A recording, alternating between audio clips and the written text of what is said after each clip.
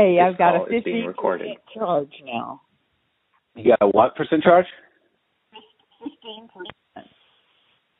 Okay, cool. Is it charging? Yeah, I've left it connected. Okay, beautiful.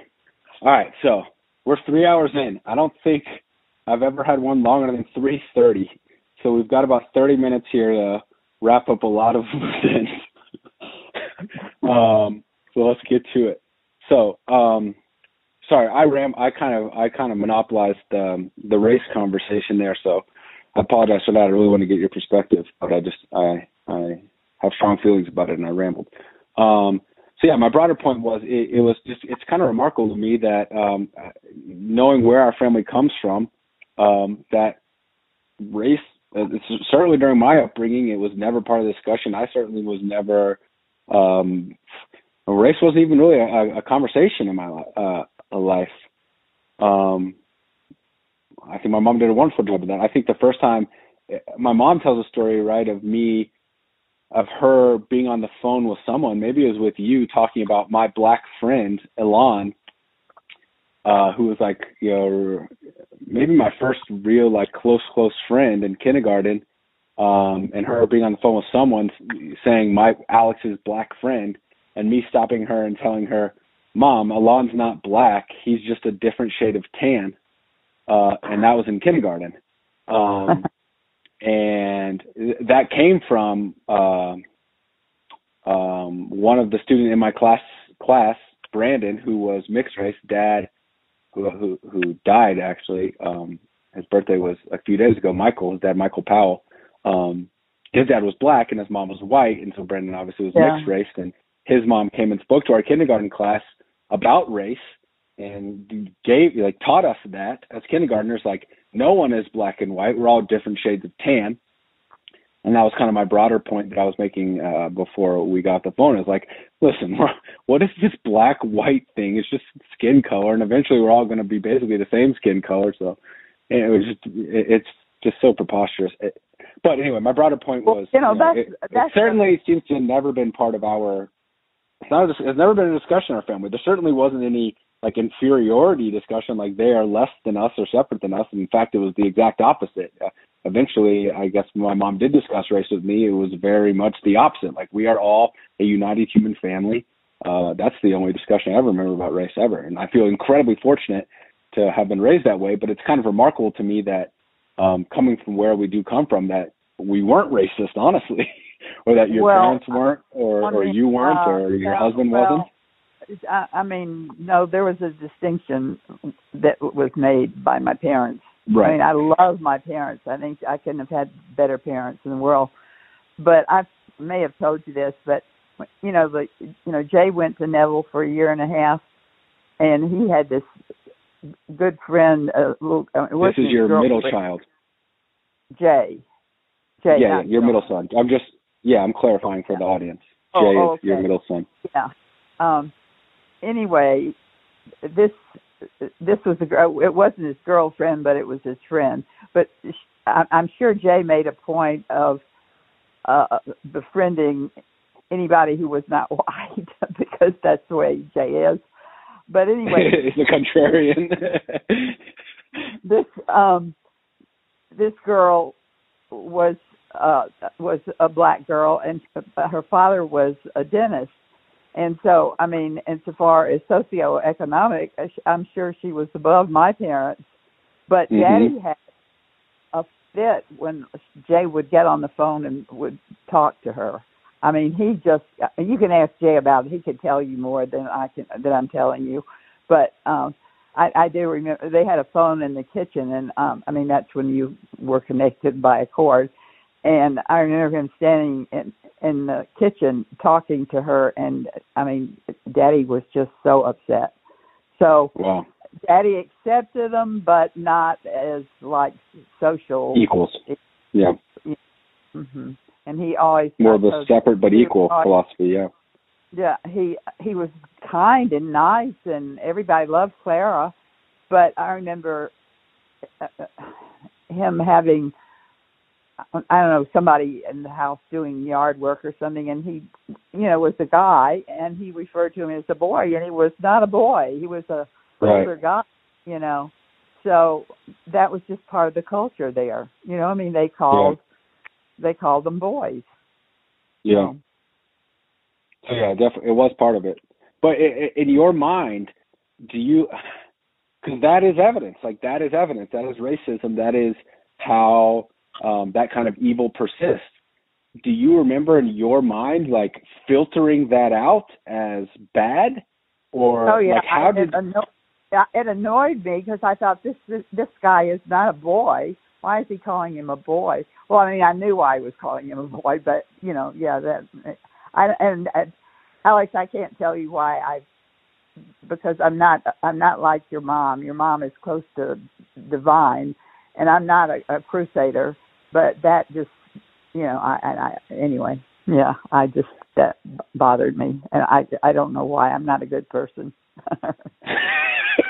But so you remember recognizing, like, okay, this is racism or this is discrimination of some kind, although I don't know if you put that kind of label on it, but you remember recognizing, like, that's bad thinking. I think I was an older kid. I wasn't a little kid. Yeah, it bothered me. It bothered me when we would go by Carroll High School, which was the black high school. But I mean, I didn't crusade or anything. I didn't even disagree with kids who had different opinions, and I don't remember. Maybe the girls did say something, but I don't remember that girls said anything. It was always the boys. Yeah. Male gender. It tends to be, right? Male, yeah, that's right. Evil white men, if we're all inherently evil. Do you remember? What do you remember about, like, the civil rights movement and, like, race becoming a big part of, like, American society in general? I guess at that point you would have been a parent. Yeah. Well, I mean, I was really happy about that, but I was very involved in being a parent. So, I mean, I guess I'm kind of political now, but I wasn't then. In fact, the early part of my marriage, when we were living in Richardson, Texas, I remember, of course, you I don't think you identify with any party, but I remember being a Republican, and I think Bob and I handed out flyers or something. It seems like we did something more than just talk about it. Anyway, for Nixon. And then I became a Kennedy convert. How did that happen? How did you get converted? I don't know. Maybe it was because while you were still married, Jackie Kennedy, and I liked the way she dressed her children. Was that a conflict in your marriage? No, because Bob wasn't. I mean, he didn't really pay much attention. No, he didn't feel strongly one way or the other, and I didn't really either. I mean, I just was very nominally involved in things. Right. Not like now in my old age. I'm this rabid person. Yeah, you're a rabid liberal now.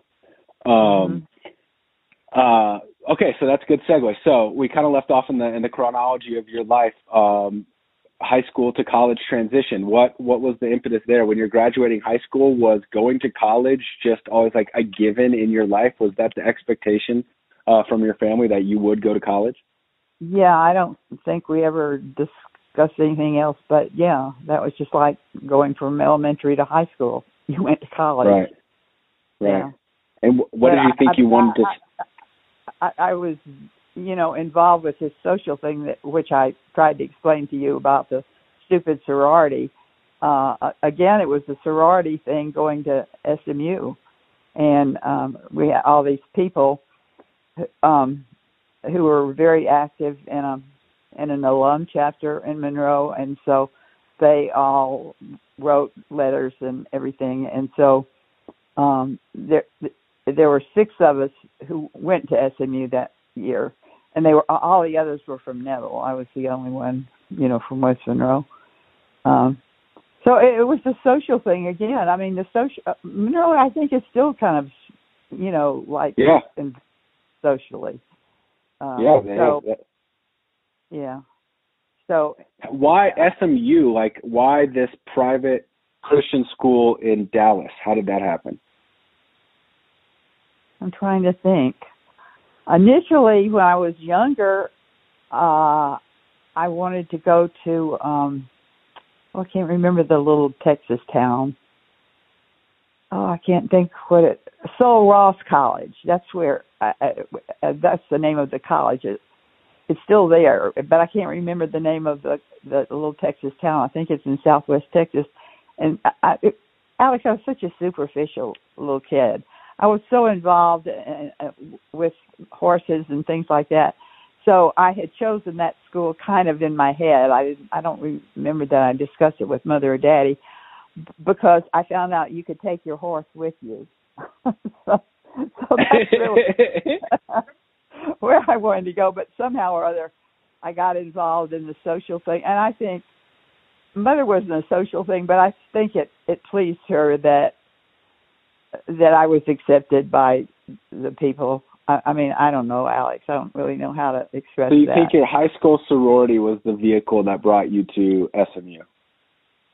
No, not my high school sorority, just the whole atmosphere. I mean, I right. Going to SMU involved me with the people I had been friends with at Neville, and they were the socially acceptable, the people whose parents were professional lawyers and doctors and things like that, well, I'm trying to think. Sally's, well, this will get too involved. Anyway, they either owned businesses or they were, professionals like lawyers or something like that. Right. But I mean, this doesn't necessarily mean that everybody who had a good profession in Monroe was very into the social scene, because my very best friend when I was in elementary school, father was a doctor, and she lived down the street from us. And I mean, they weren't at all social. I mean, they weren't. In fact, that lady was pregnant when Mother was pregnant with her third child, and she lost her child too. And anyway, they were just really good friends. In fact, that's the friend who had the farm outside of town that I would go with through the smoke of the paper mill. Oh, yeah. Yeah. So, and when you're go ahead. No, I was going to ask about going to SMU. What did you think you wanted to study? What did you want to do? Were you thinking about that? Like, what was your thought process transitioning from childhood to adulthood? It was always art, and that's the only A I made was in art. I made I think a C in science. I guess it was biology. Social studies was different for me because we had this one huge social study class. It was what do you call it when you just do the whole thing real fast? I can't think what it's called. Anyway, it was this huge class, and we met in this, I don't know, some big auditorium on campus. But we had also, connected to this history thing, we had a philosophy course, which was just in a regular classroom size. And I'd never been exposed to anything like that. And I think I felt a little bit intimidated, but in retrospect, now I'm thinking, I'm glad I had that. I can't tell you what we studied, but it was just something different. It was something neat. I mean, to me, but I mean, I made enough of an average to be initiated in the sorority. I mean, I kept my average up, but except for art, I that was the only A I made. I think I made a B in English. I think I made a B in French, but and I didn't take math. You were asking about that. I really didn't intend to go back to SMU because I thought I'll never pass math, and at SMU you could substitute Greek for math, and so that was my plan. I was going to substitute Greek because the Greek language. You could substitute Wow. that in math. And those so seem like equivalents. Well, I guess it was just to exercise your brain. I don't know. Right. Yeah. But I had Latin, 2 years of Latin in high school, which I didn't like at all. But I thought I could. I'm so bad in math, Alex. I just thought that would be a more apt thing to be able to pass than anything in math. Right. So anyway, right. I remember though talking to Mother. I must have been home for, I don't know, Christmas or Easter or something, and Mother was still doing my hair. she would curl my hair. I was just this baby, and I remember talking to Mother and saying that I wanted to go to the University of Chicago. No, not the University of Chicago, Chicago Art Institute, because, and I don't know if I could have gotten in, but that was my plan for myself. I didn't plan to go back to SMU. It was just a social thing. And I really, I guess I could have graduated in art and, had a degree in art, but I really wanted to do something, that was beyond what I could get at a regular college. And and so this is the summer after your freshman year that you're thinking about this? No, this was probably in the middle. I was probably home for holidays, and Mother agreed. Mother was always, Mother. I don't know how Mother was going to finance this, but Alex, I was so spoiled. Somehow they came up with SMU's a terrifically expensive school. Like I said, Mother had to go back and work as a church secretary in order to finance, because Daddy didn't have enough money just on his own. All these people I went to SMU with were very comfortable. Their parents either had professions or they owned something. I remember my roommate owned, her dad owned this big stationery equipment business, and then another one owned a Chrysler Plymouth dealership, which did real well. So one was a cotton broker. They lived in Monroe because his cotton brokerage business was in Winsboro, and that was too small. They had moved from Dallas, and so they didn't want to live in a town that small. So anyway, and then, it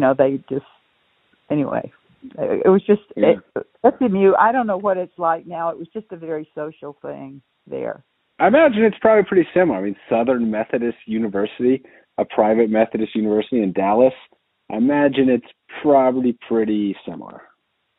Well, I had a friend that graduated from West Monroe High, and she had gone to Baylor. So I remember going down to see Anna, and I just thought I was so sophisticated, because I told you about buying those Turkish cigarettes, which now it seems appalling to me that the student center would have sold cigarettes, but back then, kids smoked.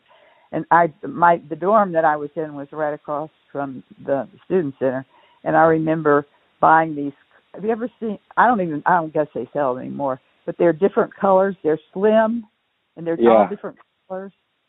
Anyway, I thought I was so sophisticated. I went down to Baylor. I could not openly smoke on the Baylor. To SMU you could, but not Baylor.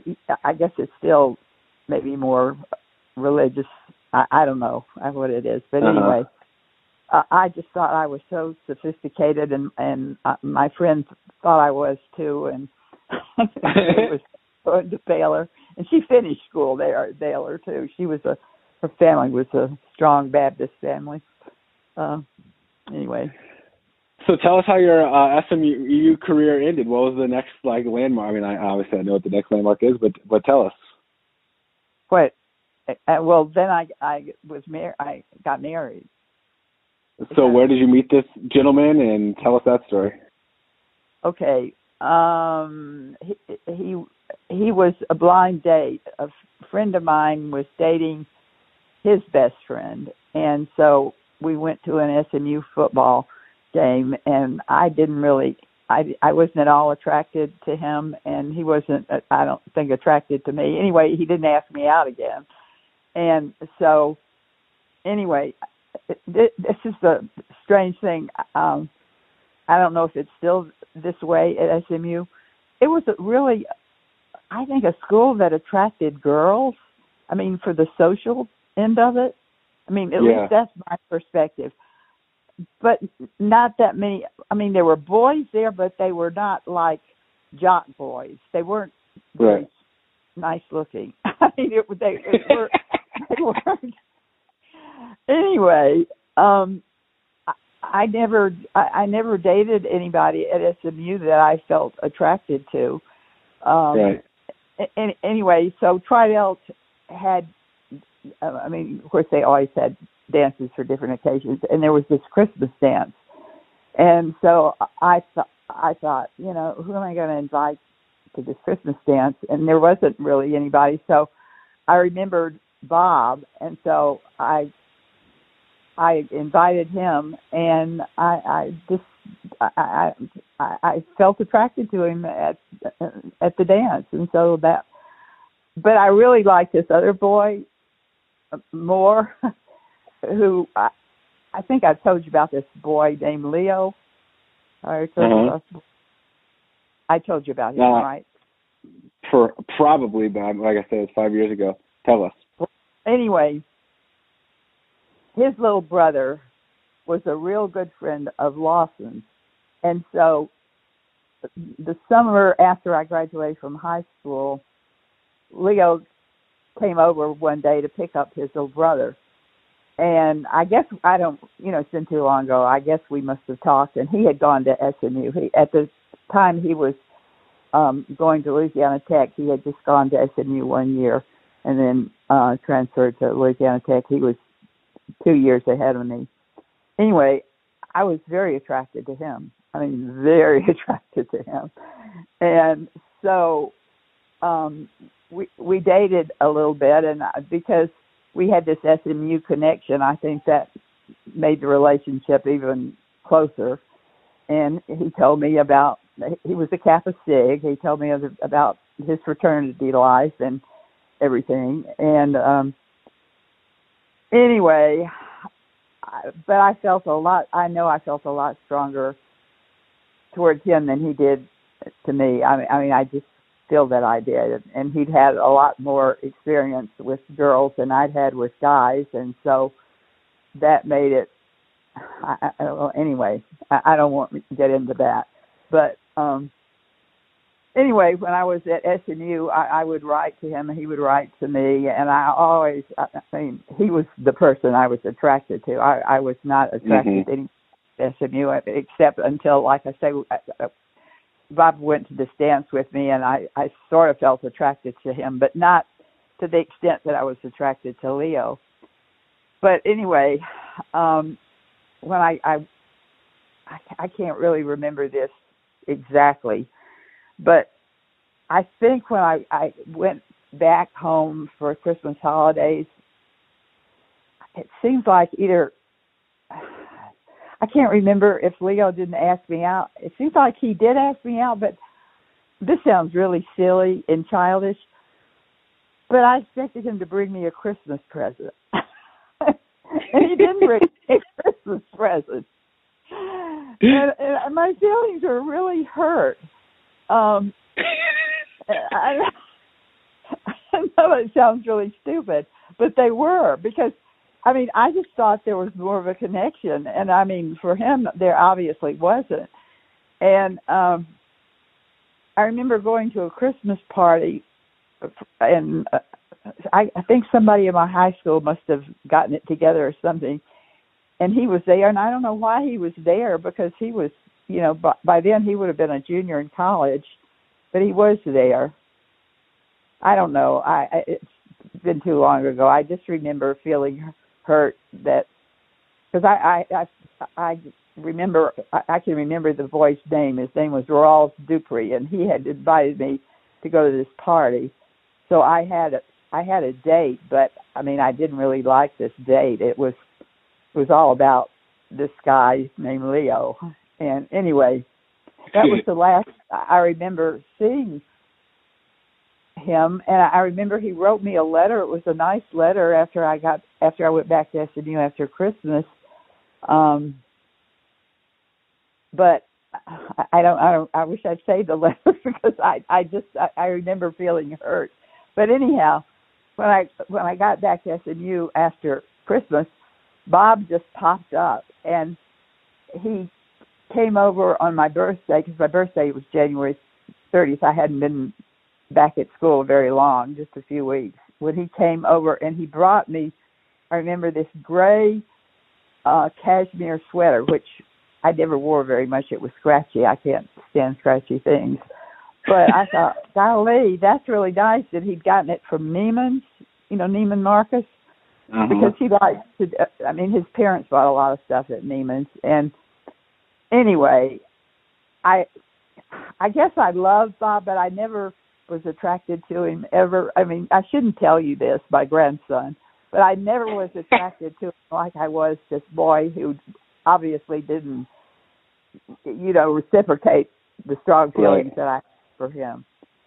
So anyway, but I guess Bob liked me because I remember him taking me to the Dallas Country Club, and I felt like he did that to impress me because I probably have told you this before. You couldn't just belong to the Dallas Country Club if you had enough money.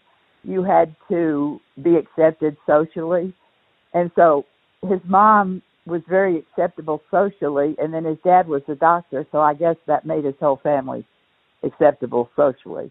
It was like you could join them, like the Bayard-Azir Country Club, because you had enough money. In Dallas, you had to be socially acceptable in order for the club to, there were other country clubs you could belong to just because you had enough money. But in Dallas, you had to be, the Dallas Country Club was like the country club. And I remember Bob taking me there and ordering, this was in the daytime, ordering a shrimp cocktail. And I never had a shrimp cocktail before. And it was really good. I think he probably ordered. So I really think he was trying to impress me. Yeah, clearly. So, anyway, but I did like his mom and dad. They were very nice to me. And I liked his sisters. I wasn't so sure about his. I didn't ever really get real acquainted with his brother, his older brother. But they were very nice. He had a very nice family.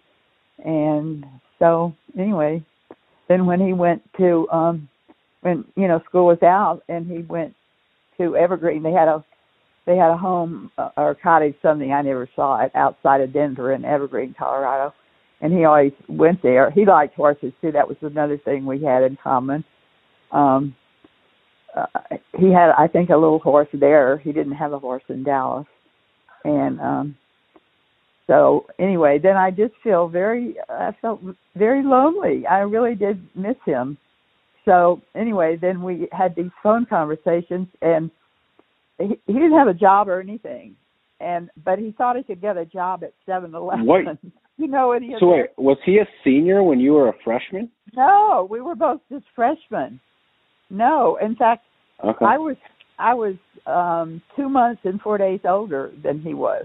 My birthday's January. So this was April. So this 3rd. this time period that you're talking about, where you're missing each other and he's in Colorado, is the summer after your freshman year? Yeah, we were both just 19. Okay. Yeah, and he was goofing off in school too. I was as conscientious as I could be and still pledge the sorority, because there were a lot of demands if you were pledging the sorority. So if I hadn't been in that, I would have devoted more time to school. But I didn't ever fail anything. I think I made a C in something, but everything else, only A I ever made was in art. But I made, I think, B's in everything else. So I was a lot more conscientious than he was. He just was goofing off. But see, his parents had sent him to military school. So I'm thinking, actually, after all this time at 83, I'm thinking there were some things I didn't really know about him, because why did his family send him to military school? He went to military school in Mexico, Missouri, his last 2 years. And I know people did that in my hometown, but I don't know. I just feel like there's something, and I'll never know, because his parents are both dead and all of his siblings are dead. But I'm thinking he must have done something. They sent him to military school, because his siblings had graduated. Well, his brother had graduated from Highland Park, which is the best public school, or was. because it's in Highland Park, which is an incorporated area inside Dallas. And so mostly wealthy people went there. And then his sisters had gone, I think maybe they graduated from Highland Park too, but they went to a private girls' school. I can't remember what it was called. Anyway, his parents, I mean, they weren't really terribly wealthy, but I mean, they were socially acceptable in Dallas society. So Bob was very aware of that, even though, I mean, he put it down. I know he was very aware of that. Right. So how did y'all end up getting married? Well, anyway, we would talk back and forth, and like I say, he was in Evergreen, and we then started talking about how we knew that the parents wouldn't approve. We would just elope. So we found out. And why? But like, why? Why the impetus? You're gonna be back in school together, right? In a couple months, and what's the hurry? Well, I mean, we just wanted to be together. But weren't you going to be together when you went back to school?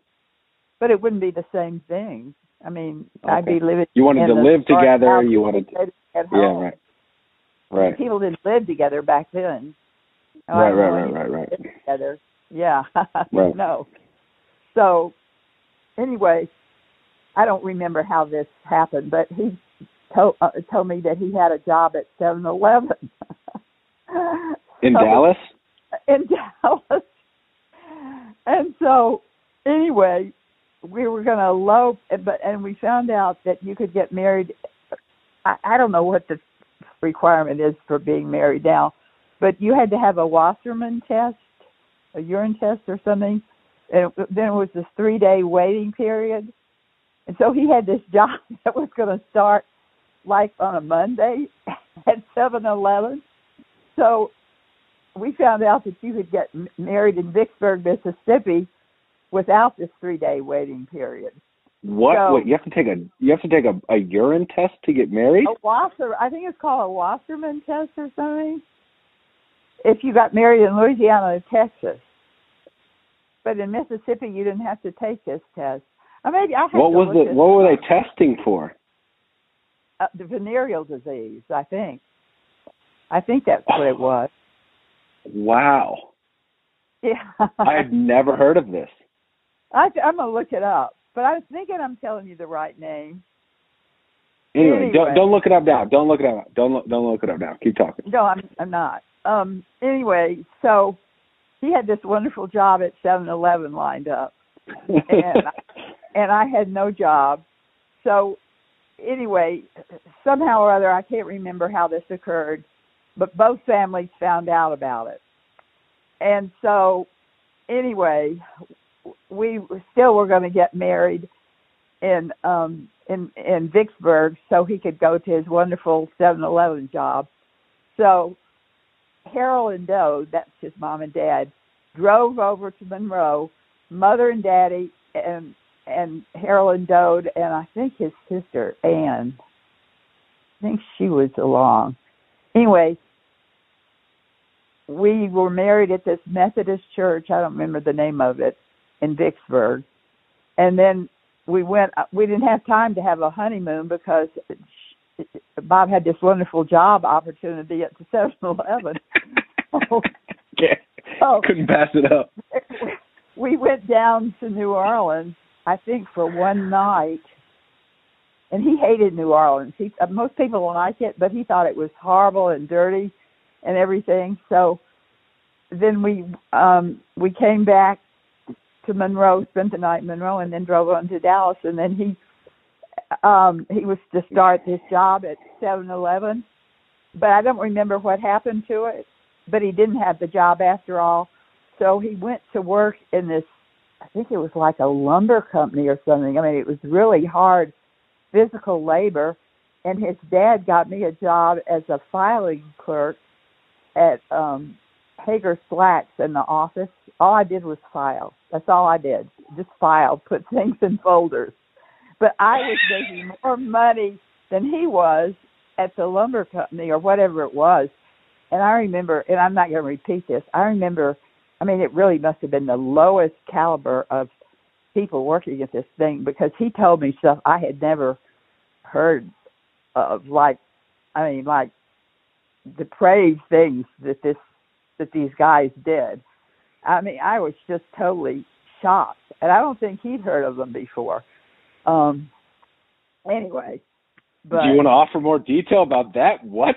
No, I don't, and I really don't remember a lot of detail. Honestly, I just never heard of it, because Alex, I was pretty sheltered. I mean, in retrospect, I was extremely sheltered. Because my parents were these, church-going people, and anyway, another story that I won't get into. Wait, so y'all get married. You go back to Dallas. You're working at the we had an apartment. I got pregnant with your mom. I was like immediately. All the time. Yes, she was born 9 months and 10 days after we were married, because we did not. I'm telling you more than I really want to tell you. We did not exercise any kind of contraception, because I didn't know about any contraception, Alex. Honestly, didn't. I really didn't. Apparently my mom didn't either, by the way. But anyway, keep going. Anyway, so anyway, soon after we were married, I got pregnant, and I was sick all the time. I mean, I was horribly nauseous. And I remember Bob's parents were really kind to me. Bob's mother played bridge every day, so she was at home, and she would. I think our apartment must not have been air conditioned, because I remember they had this. I think it originally had been a porch off their living room, but they had made it into their TV room. And I remember it had rattan furniture, and I remember lying on the rattan couch and being so glad to be in something that was cool. And I think she must have cooked. Well, she didn't cook. They had a black couple, Frankie and I.H. Frankie was the woman, I.H. was the guy, and they lived on the property. This was back when people who had enough money had like quarters in the back of their garage, and this is where you saw that movie. That's true. It's actually true. What was The Help? Is that the name of it? Mm-hmm. Yep. Anyway, Frankie and I each lived in the back of their garage, and so I think Jo didn't cook. I think she just played bridge every day, except Thursday, because that was the day that Harold took off, and so she stayed home that day. So anyway, I can't really remember. I just who cooked for me, but I don't remember. I was so taken care of by his parents. They were really good to me. I would never say anything bad about Harold or Jo. They were just very nice to me. And I remember lying there for I don't know how many months when I was sick, and and that was Jay. It wasn't like that. I maybe threw up once or twice with Sean. I didn't have any nausea at all. I really think that my body was not ready to be pregnant. Yeah. I mean, because I matured very late. I mean, in every way physically, and so I just think it's my own idea, but I really just think I was not ready to be pregnant. Right. Yeah.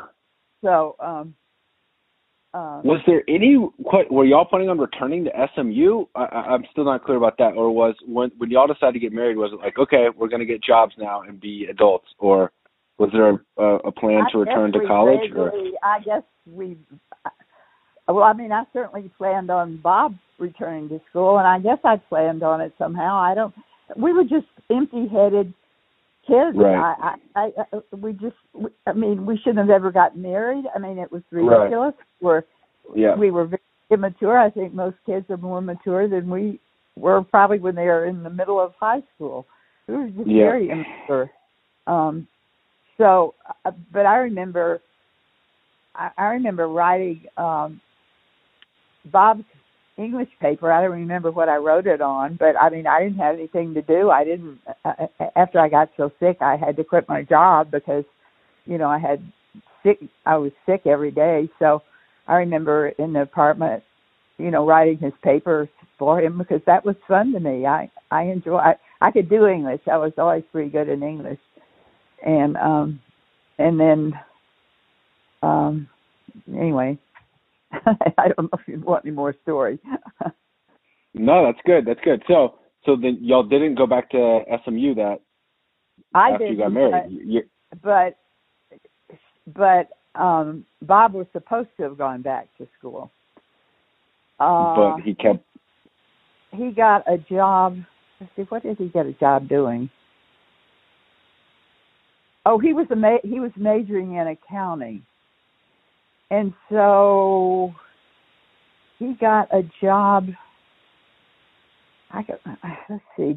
Anyway, something along those lines. At what point did he go back to school? Well, he got a job. I was going to tell you, he got a job at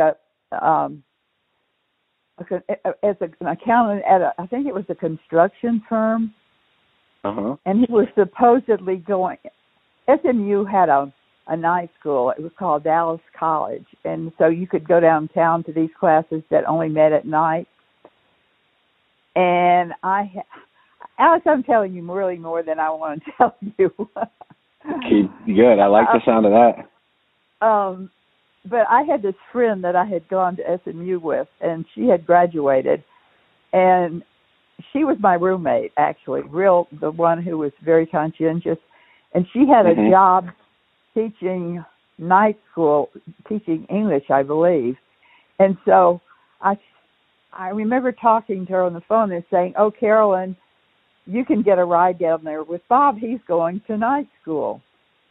Well, so anyway, I arranged that, and then I don't remember the time frame, but Carolyn called me one day, and I think she was hesitant to tell me this, but I guess because we were good friends, we'd been friends in high school, she felt like she needed to tell me this, and she said, Bob is not going to class. She said, I have walked down the hall, and he's just sitting in the library. So anyway, then I confronted him with this, and I think I called his dad. I thought something is going on here. And so he had issues, and I don't want to go on any further or any deeper. There were other issues that I just am not comfortable talking to you about. So I don't know, Alex. I don't really know. I don't know what it stemmed from. I think he just felt like he couldn't finish, but he could. I mean, he was an intelligent person. And then later on, he worked. Well, there were many issues which I'm not going to go into before we left Dallas. But then, he went to work for the CPA firm in Atlanta, and he didn't even have a degree, and they knew he didn't have a degree, but he was smart. And when he opened up his own financial services business, I'm sure all the people thought he did have the degree and that he probably was a CPA too. I guess they just didn't inquire, but he took every client that he had when he opened up his own business, except for one who did know, I guess, that Bob wasn't a CPA, and he thought it was more prestigious to stay with Keynes, Bonader, and Emerson, which was the name of the CPA firm that Bob worked for. So when he left his firm in Atlanta, he took all of those clients with him. Yeah, he did, and he except that one. Except for one, it was an advertising. So I think, I'm sure he could have gotten through school. I don't know. I feel like, I don't know. I can't explain him or his lack of motivation, I had thought, well, maybe it stems from the fact that his dad was a doctor and that his brother was a lawyer, and he, felt like he just didn't measure up to them. I don't know. Who knows what goes on in people's heads? I don't know. Right. But there wasn't like substance abuse or anything like that. In fact, we didn't even drink. We didn't even drink because my parents didn't drink at all, because they were these staunch Methodists. I never saw my dad take a drink in his life. I remember we were at some kind of party at some time. I remember Mother drinking some wine and being surprised that Mother was having some wine. So no, even when we built our house in Dunwoody, I don't think we drank. I remember one night somebody had brought some liquor over to our house. We must have been having a get together or something, and they left it there. And I remember one night being upset with Bob, and I don't remember what the issue was then. And I remember going and pouring myself a drink. And so that's the only touch with liquor that I mean, I've never been able to even stand to smell beer. I don't like beer at all. I mean, as a much older adult, I will drink wine and I can enjoy wine. When Sean brought me back from Colorado, a few weeks ago, I remember your mom and Morgan being here, and he went out and brought back the best wine I have ever tasted. I don't know what he paid for that. So yeah, I do have a little bit of a taste for wine, but I mean, I don't have any need for liquor, and I, because that's the way I was brought up. And right. There wasn't anything in the house. Mother and Daddy didn't smoke. I smoked at SMU because I thought I was this sophisticated person. And I've probably told you this, when I would get mad at Bob, I would go buy a pack of cigarettes because I knew he hated smoking. But then I remember when we were at SMU and we'd go downtown to movie theaters that had balconies, and he was like Mr. Joe College, and he smoked briefly a pipe, and I would have to sit in the balcony because you couldn't sit downstairs while he smoked his pipe, and so anyway, that's all Joe I had to tell. Okay, well, I have some follow-up questions, but I don't think I'm going to violate any sort of transparency you want to not offer. So he never finished college. No, he never did, and everybody thought he had a degree. They just assumed since right. he had a financial services business, he had a degree. It just right. blows my mind that somebody didn't ask at some point. Maybe they did, about what kind of degree he had or when he graduated from SMU. But if they did, it's something I don't know about, Right. And you didn't finish college until after y'all ended up getting divorced. Right. I was 36 years old when I went back to school. Okay. And because Sean was 2, and I'd always stayed home with my kids, and so it was a different era. Women didn't work still so much right. then, and so I didn't want to leave my little child, especially since he didn't have a father around. So the only thing I could think to do was to teach, and I was a really bad teacher. I didn't like it. All right, so hold on. Let's connect the dots.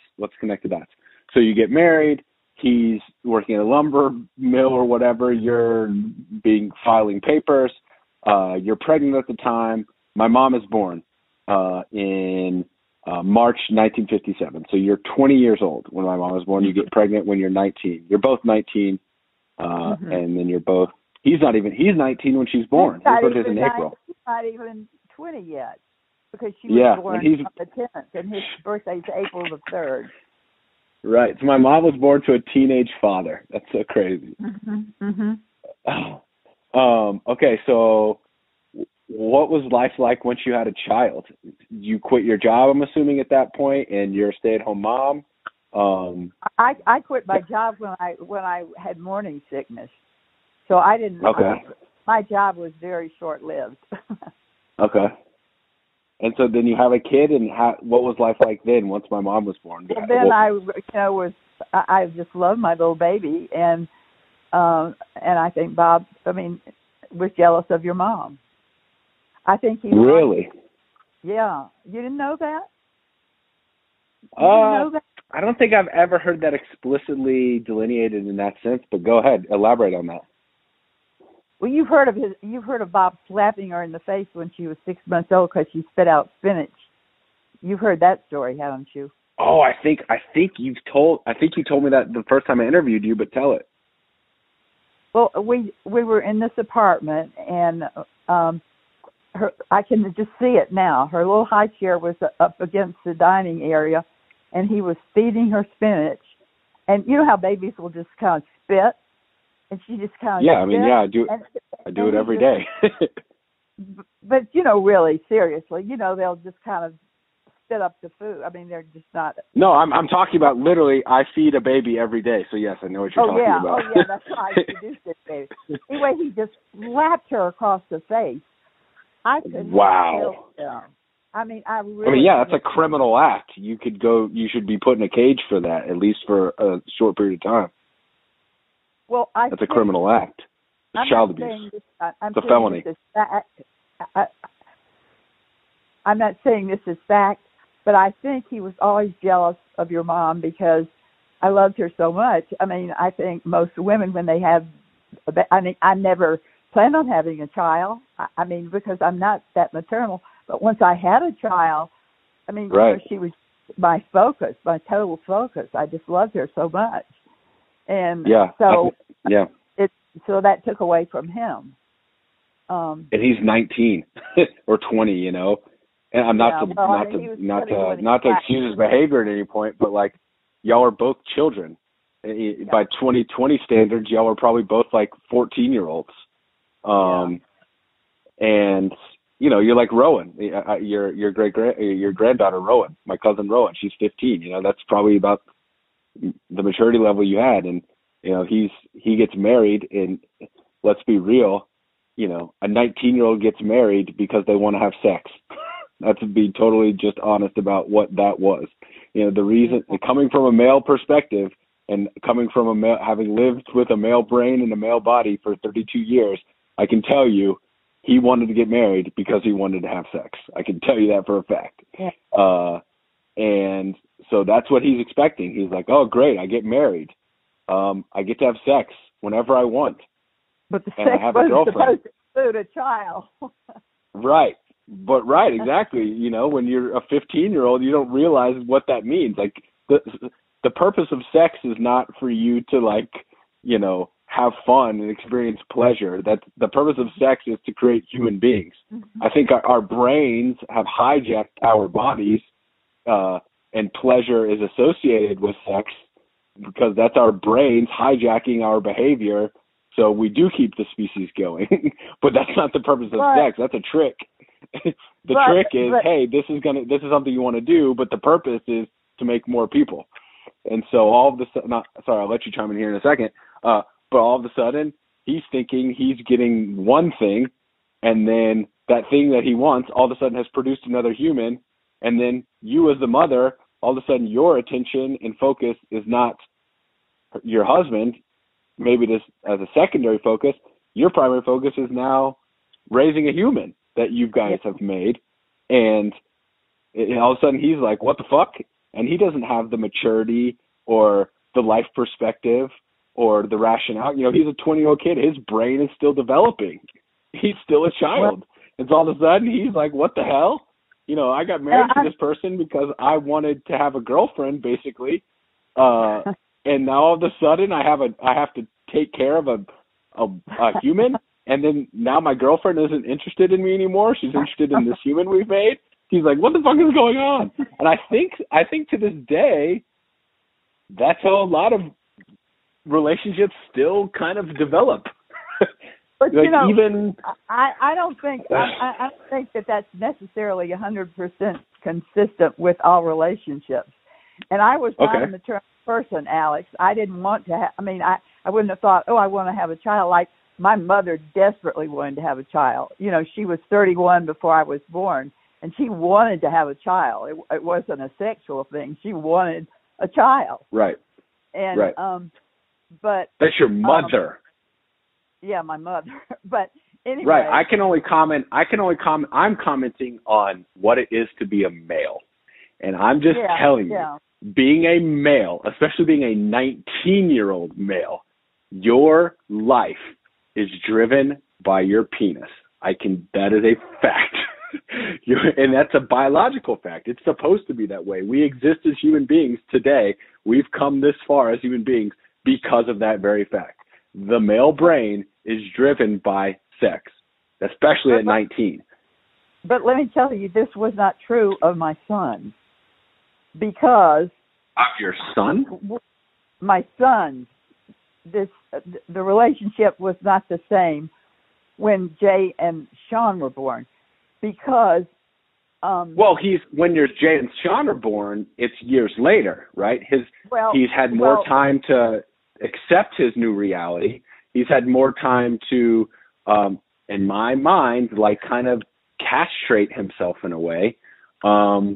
And I think that's a process that happens still today. I see it a lot. I see this as men get married. I see this kind of self-castration start occurring. They become like doughier. They become less vibrant.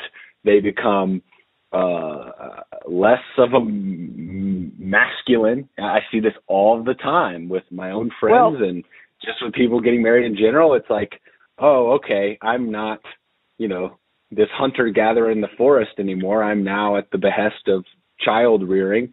And so you lose a lot of that vivaciousness as a male. I see. Anyway, but this is my personal perspective. And this is your interview, so go ahead. Okay. Let me tell you about our relationship, though, after Robin was born. After a while, and maybe this goes along with your thinking, too, we thought it would be nice to have another child so that Robin would have another sibling. So we didn't do anything to not get pregnant. And so when Jay was born, both of us were, I hadn't really thought about this, both of us were 22 because he was born in December. Yeah, neither one of us had our 23rd birthday yet. But Bob at that point was trying to be so adult. I remember when Jay was born, he came up to my room and he had,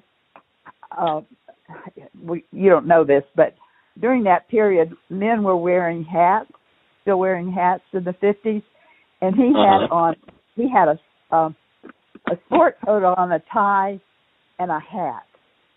Like my dad always wore a hat. I never saw in the winter it was a felt hat, in the summer it was a straw hat. He never called on any customers without a hat on. So anyway, but that just stands out in my mind because Bob was so young.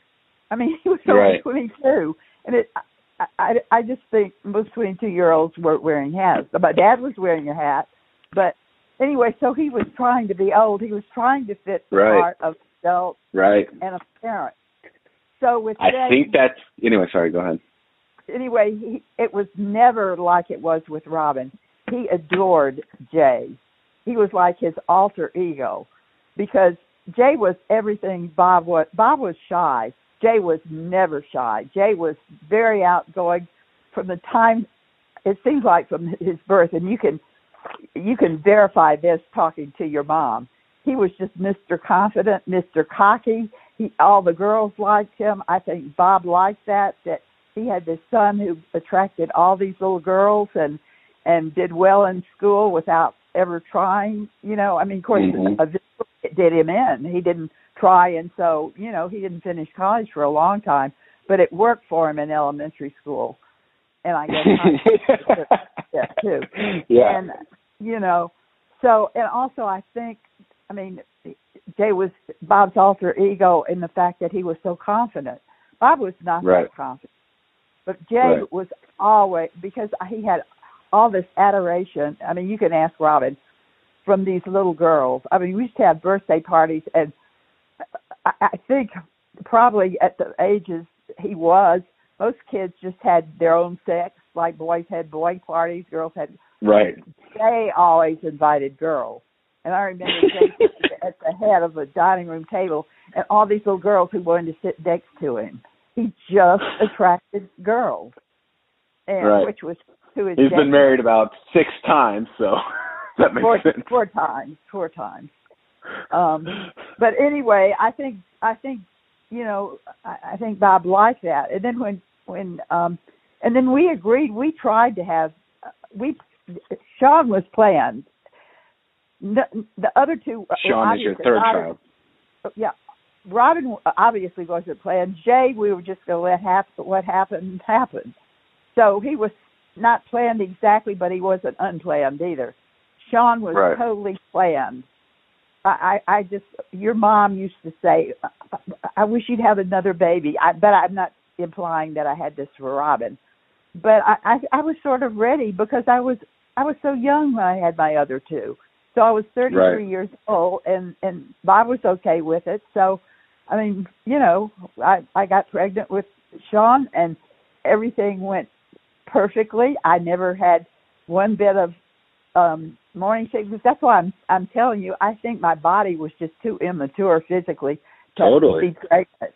I think because I matured later than probably the average girl. So I think by the time I was in my 30s, I was ready. My body was ready to have a baby because it was a perfect day. I cannot even tell you any pain I had. I mean, all of a sudden I had this baby.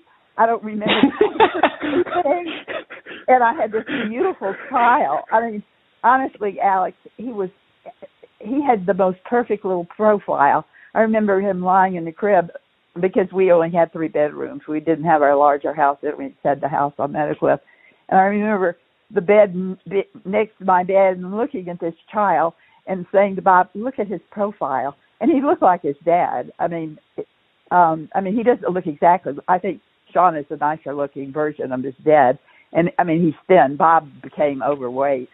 And Sean will always be thin. But, you know, but anyway, Bob probably wouldn't have, if we had remained married, he probably wouldn't have been that proud of Sean because Sean was just super shy. Although maybe if he'd had a father, maybe he wouldn't have been like Jay. Jay was just born the way he was.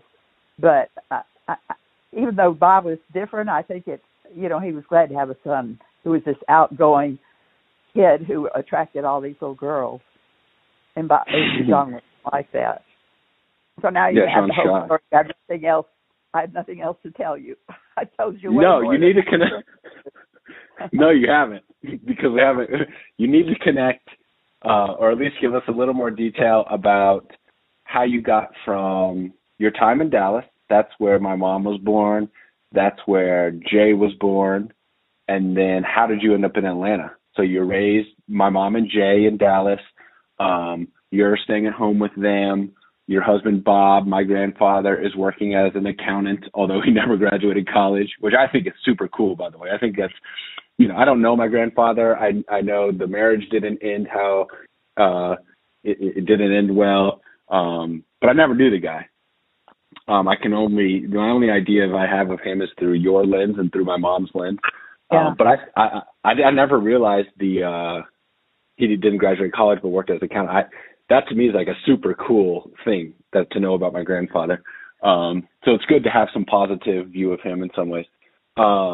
Anyway, so. Well, he was smart, and I mean, at least in the beginning of our marriage, he loved me deeply. He loved me more than I loved him. I will say that. But, then there were other issues, which I'm really not going to go into this part of my private life.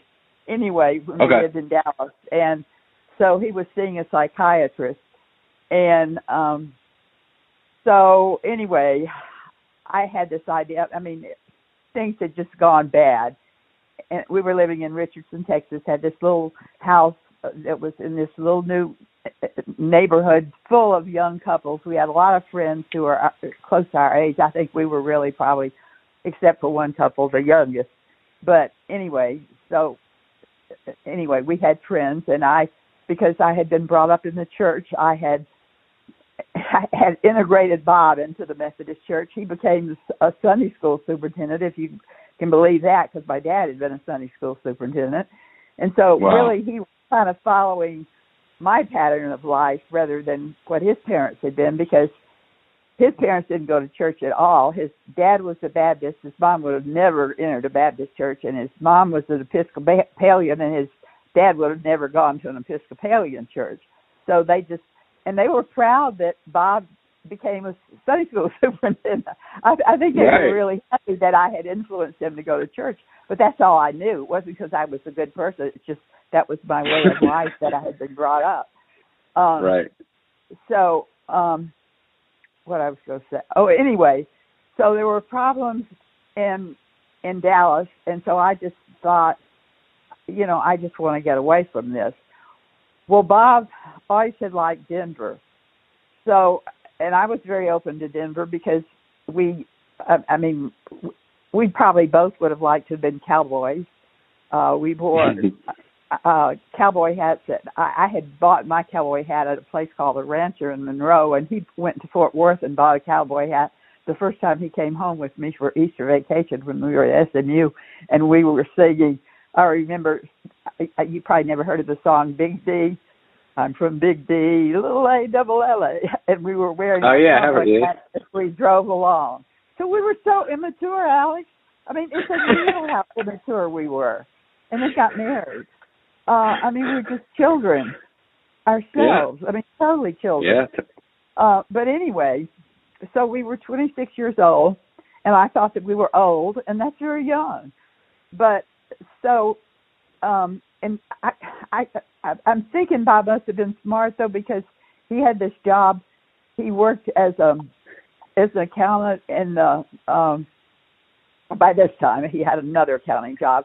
Worked as an accountant in the mail order division of Sears Roebuck. It was like, well, the headquarters in Dallas used to be like the headquarters that we had in Atlanta. You wouldn't know this, but Sears had different catalog offices around the country, and so he worked in the downtown office, the accounting office of the Sears Roebuck. In Dallas. Anyway, because of problems, and he was going to a psychiatrist. Anyway, see, I've told you the positive parts of my life. Now I'm telling you the not so positive. Anyway, good. He was fired. So, okay. Any specific reason that you'd like to offer? I think because he was seeing a psychiatrist. I think. Oh, wow. They probably thought he was mentally unstable. Wow. Okay. Which his dad was paying for. That's another thing. His dad always paid for stuff that we wouldn't have had otherwise. His dad was paying for the psychiatrist. Mm-hmm.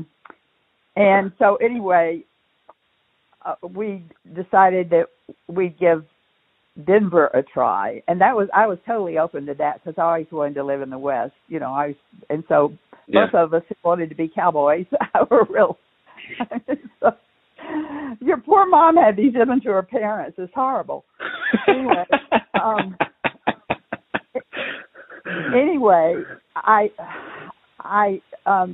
took Jay and Robin over to Louisiana so my parents could take care of them, because I would never have left them with. I don't think that Bob's parents would have even taken care of them. Anyway, and so then we drove to Denver, and all I could think of, because I was like my mother in this way, I could not bear leaving my children. I was so attached to my children.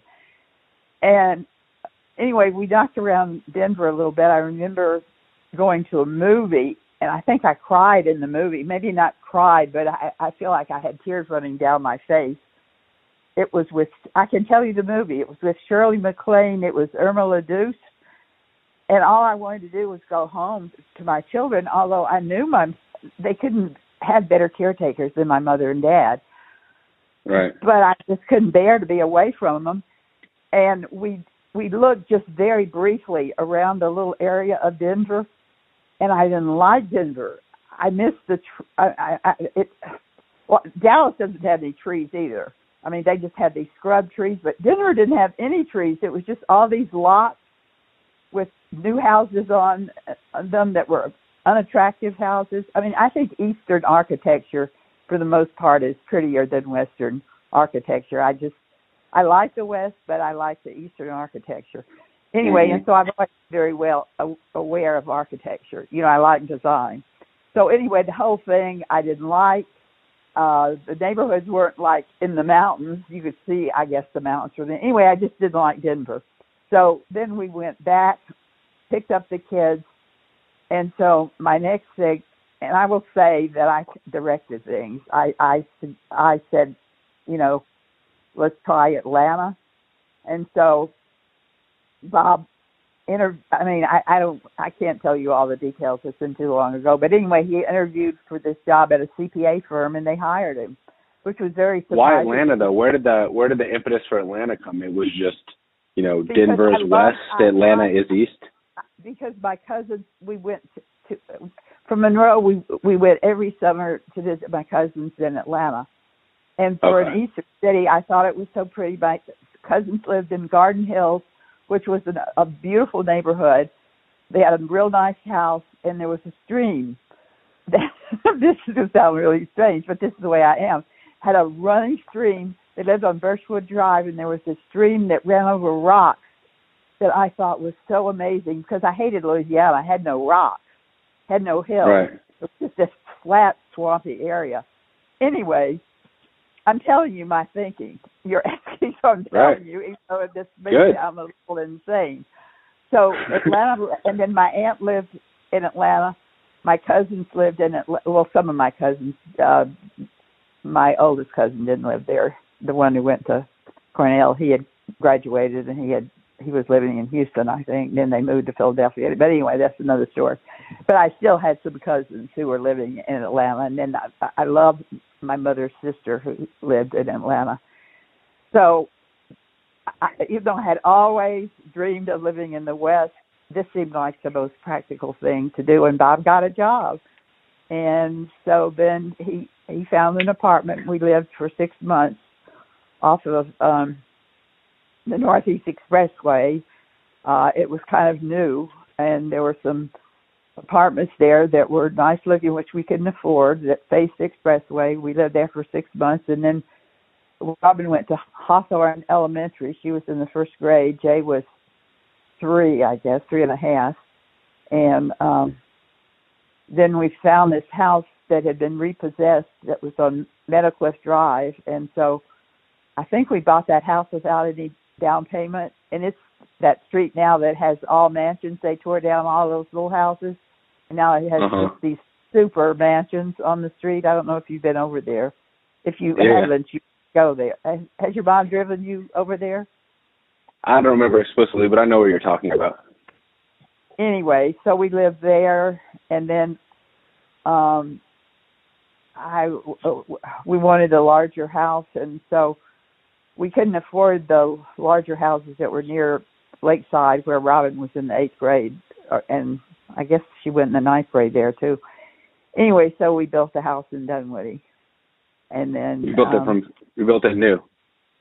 Yeah, we bought a lot and we built a house, which looks horrible now. At the time, it looks so cute. I did it real cute, and it really. I did, Alex. I don't take credit for anything, but I can. I'm laughing because of the comment. I'm not denying it. I didn't say no. You're wrong. I just giggled. I can do things like that. That's about the only thing I will lay claim to. I can do design, and that's all I'm capable of. I'm not like Caroline. I didn't develop the painting ability. I really have great admiration for her. I think she's an amazing person. You're talking about my older half sister on my dad's side. Yeah. Yeah. I am. This is off the subject now, but your mom took me over to a studio in Decatur, and so I was able to see her paintings. They're amazing. They're totally amazing. They're so creative. Anyway. So that's pretty much the end of the story. Then your your granddad became involved with a bookkeeper who worked for. Well, back up. He opened his own. Well, no, I already told you this. He opened up his own business. Then he took all the clients. I told you, except that one advertising guy.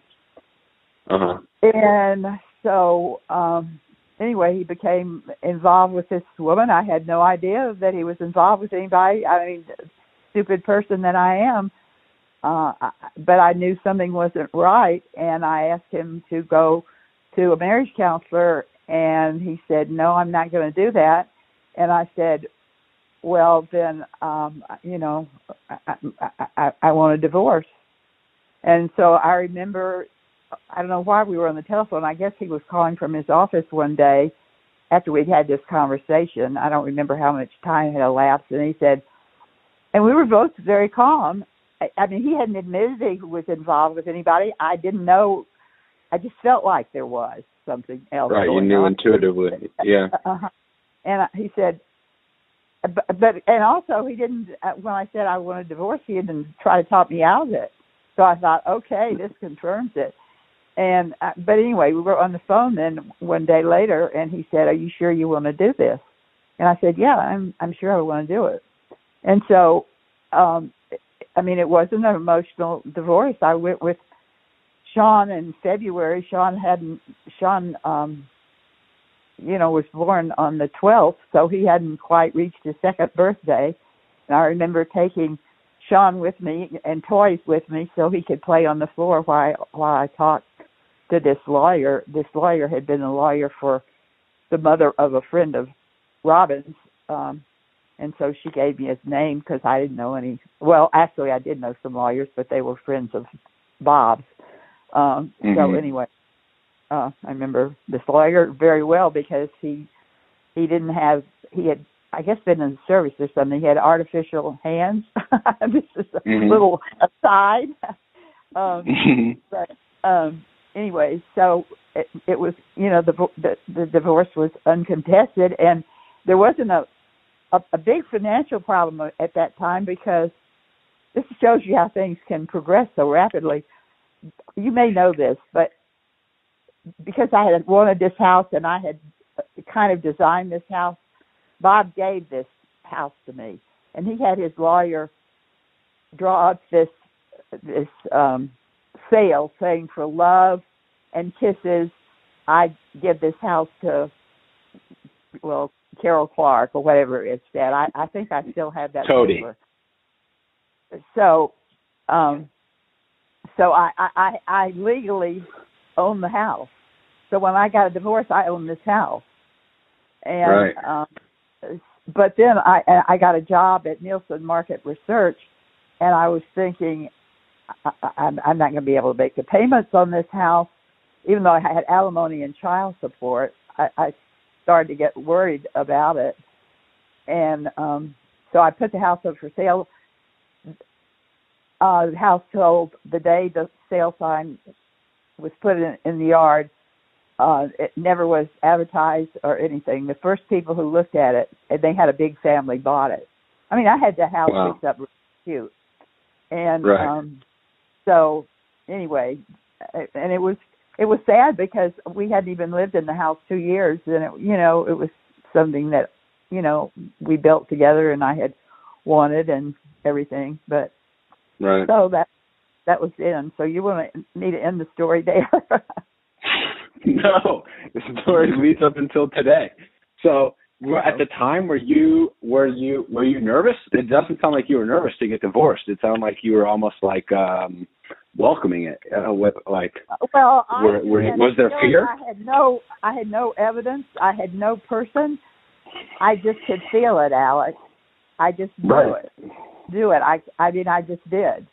And because he didn't.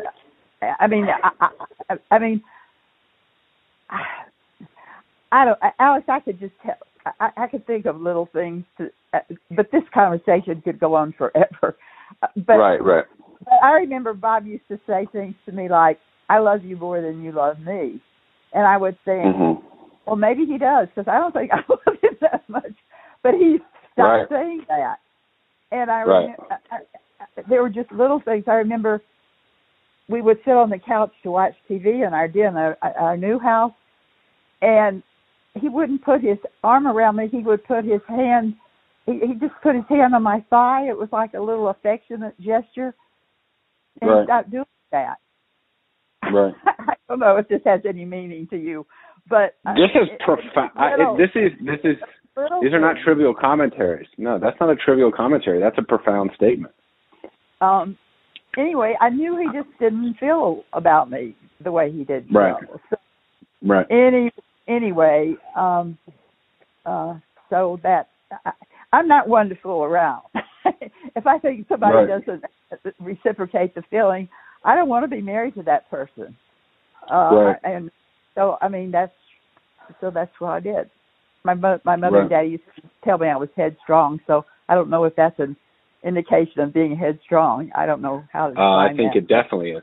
I think there's probably a lot of women, certainly in earlier eras, and probably even still in today, that like probably have similar suspicions about their husband, or don't feel the love anymore, or whatever it may be, but are fearful of being alone, or fearful of not having the income, or whatever reason, and probably just ignore those feelings or warning signs and just continue on in what they know to be an unhealthy relationship. So, I mean, I admire your decision. Honestly, there are probably people like that too. I don't understand them. I mean, I really can't. No, I don't either. I don't either. But anyway. But then again, I don't understand. I mean, I understand the concept of marriage. I understand what it is, and I can understand why you do it. But it boggles my mind. Why? To me, marriage is one of those things that's like truly explodes my mind. Like, how is marriage such a prevalent and common institution in our society? Maybe I could see like a few people here decide that like they want to engage, enter into some formal life partnership. Okay, maybe like 10% of the population would do that. Yeah, it seems kind of an extreme thing to do, but the fact that that's just like the path into adulthood, to me, like, is mind-blowing. But if you intend to have children together, it gives your children some security. It really does. Right, I understand. I understand that. Because right, which is why my kids were affected negatively in different ways because of my divorce. All three of them. Right. Your mom, I mean, we're going to really go. Right, we're going to really go into a tangent here, so I'm not going to dive too deep into it. But like, I think part of the reason they're so negatively affected is because marriage is such a prominent institution, right? If that concept wasn't just like a pillar of society, like the number one expectation of all people, then when that's taken away, it wouldn't be that big of a deal. But because marriage is the foundation essentially of our society, then when a divorce occurs, it's earth-shattering. Right? Yeah. It's like growing up. It's like going back to like growing up when slaves are in chains, and then all of a sudden the Civil War happens and they're not in chains anymore. That's earth-shattering, right? Growing up thinking that God exists, and then growing into adulthood and realizing like, wait a second, this doesn't quite make sense. That's earth-shattering. So to me, the concept of marriage, that these until death do us part, contract with God, contract with government, that essentially everyone does, or it seems like almost everyone is like pursuing. Of course that's earth-shattering to a child, because a child is raised in a society where like that is the underpinning of stability. But if children were raised in a society where that wasn't the norm, then divorce wouldn't be earth-shattering, obviously. You know, it's tricky to think, because it's a tricky thought experiment to go down, because marriage is the foundation of our society, really. But like, that's not how it always was. I think children are actually supposed to be raised in tribes. I think children are supposed to be raised communally. I think honestly, probably the healthiest way would be children being raised in a small tribe where they really don't even know perhaps who their parents are. Like, obviously they know who their mom is because he came out of their body, but do they really even know who their dad is? Like, that's probably how our biology is designed, to like children being raised by the community. And who knows who the father of this child is, you know? All of the fathers are out hunting wildebeest and gathering berries. I can see that in primitive society, but we live in a more sophisticated society now, and people buy homes and cars and furniture, and you know, I mean, it's just practically the most expedient thing to do. And when you have a divorce, it messes things up. So I think people live in harmony, like my own parents. I mean, my brother and I have a very stable upbringing. I think, I don't know, if my parents had been unfaithful to each other, maybe the fact that Bob was fooling around would have been more acceptable to me, but I well, I mean, the concept of fooling around, right? This notion of fooling around is based on is like a deviant from a marriage-based society. If you live in a communal society, there is no such thing as fooling around. What is that? That doesn't even. What is fooling around? There's no such thing. Everyone has sex with everyone. You know, so there is no fooling around. There is no emotion involved. It's not a personal thing. If the person who fathered your child also fathered a child with another woman, that's just how it is. It's not a personal thing. There's no emotion involved. And I'm speaking out of turn here a little bit. I'm not nearly well read enough. I don't have nearly enough historical or anthropological knowledge to truly be speaking on this. I'm really just offering commentary based on my personal observations. But yeah, it seems, well, anyway, of course, divorce shatters a family. I knew how you felt about this, but I mean, just on a practical level, I just think it works better in a more sophisticated society for us to have this kind of culture.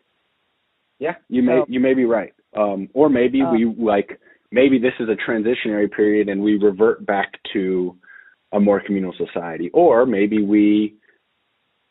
I honestly, probably what's going to happen is like sex. I think probably we go to a point where like we go to kind of like a non-gender type future where we're all kind of like these gray blobs that don't even really have sex organs, or like sex certainly isn't like this driving factor of our existence. And like, I imagine with technology, we'll fully harness the procreative elements of our nature. And so probably we'll end up making children in a more scientific way that doesn't involve like physical pleasure and emotion and jealousy. Or I imagine we're going to evolve beyond our sex organs at some point. Well, maybe so. I don't know. Procreation has been around for a long time, and I'm thinking about not just people, animals. And, you know, I mean, some animals are more like, what is it, the coyote or is it the wolf that only has one partner? I think there's examples you know. Yeah, I think maybe ducks or something are monogamous, or I don't know. Anyway, I know there are some animals who have one partner, but I can't think what they are. Yeah. So anyway, we're getting off topic. These are topics that need. I know. You're more qualified to speak on than I am, quite frankly. But anyway, okay. So let's talk. Let's kind of close out the final chapter here.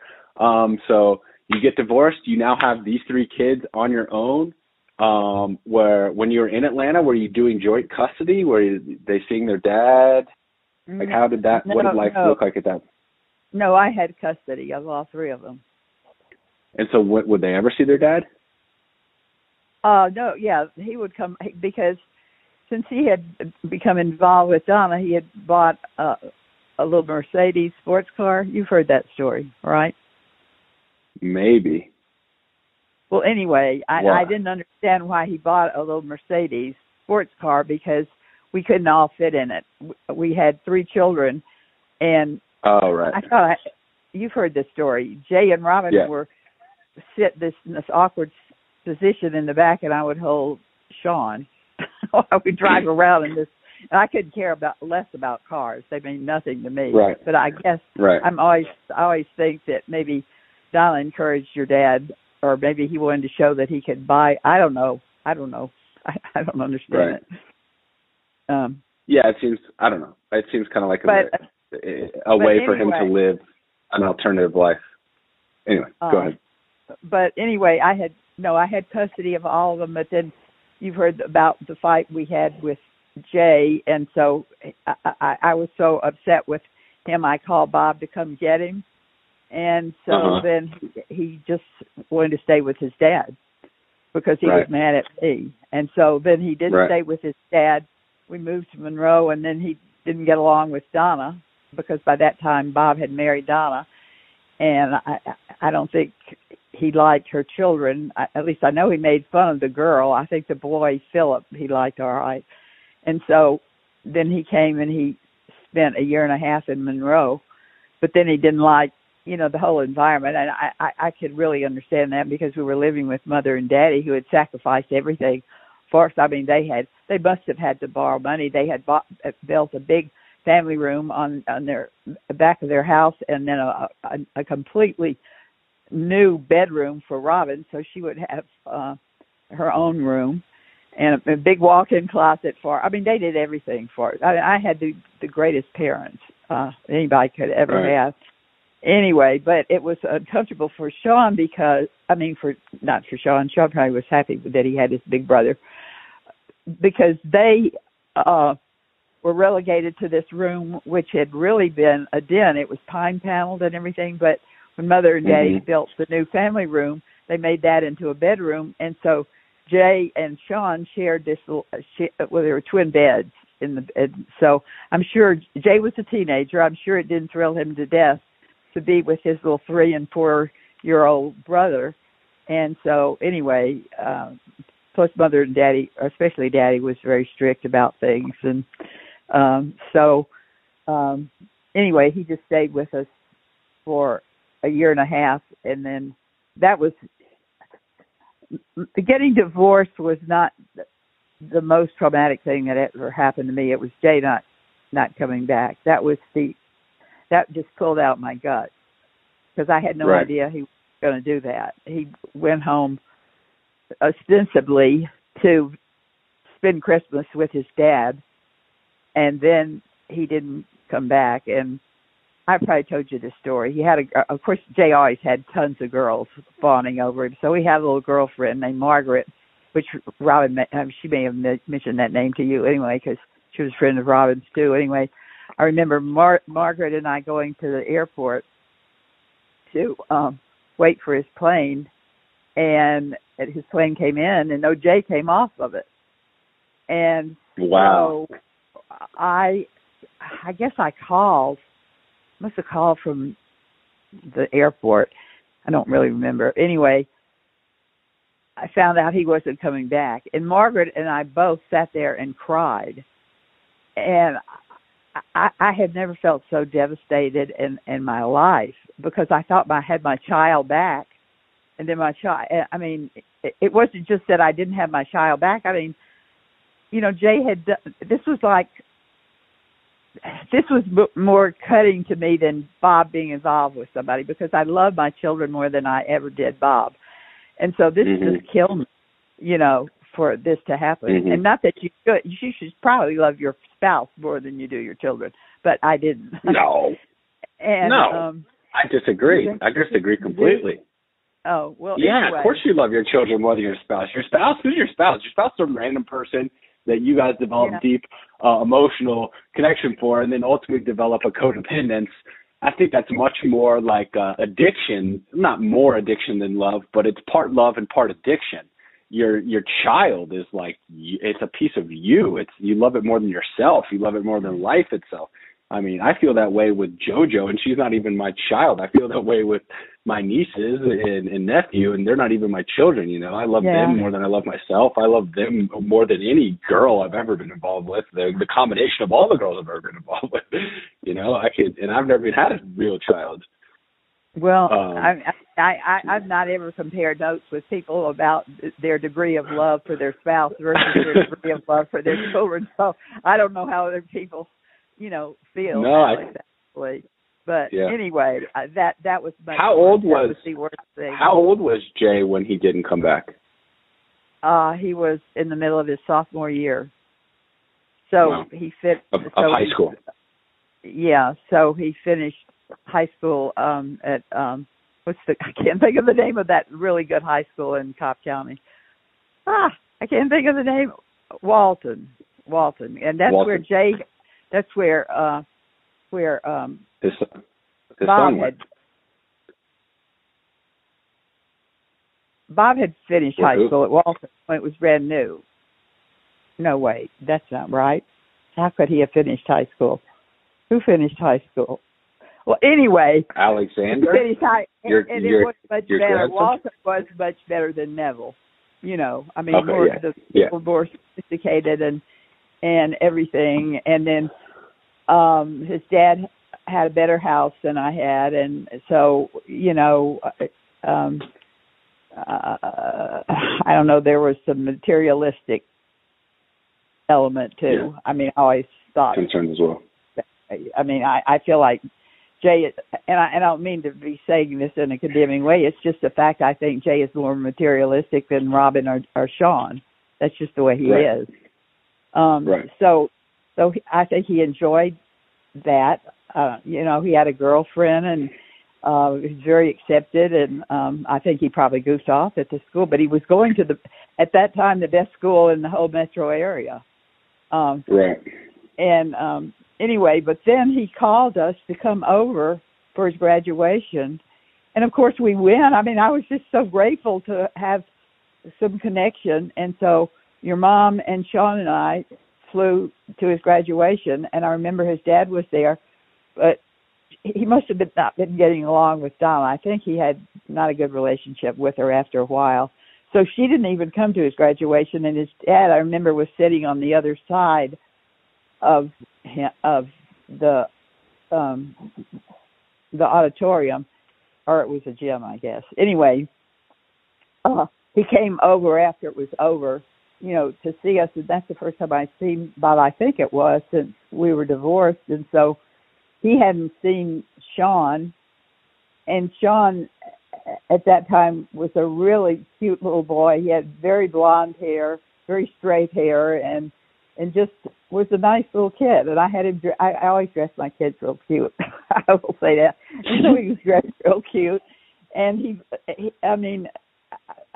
Bob had to have felt some kind of feeling for this little child that he hadn't seen since he was a little toddler. But I don't know. He didn't act like it. But I keep thinking he must have. And then, of course, Sean didn't have any memory of his dad because he hadn't seen him since he was, a little toddler. But anyway, Jay, I think I'm telling you a lot more than you need to know, but I think he really wanted to show off that he had a family. I'm thinking this is all supposition on my part. I don't know if this is what really happened, but it's just my feeling that he had not had a good relationship with his dad and Donna for a while. So now he had this new family, his real family.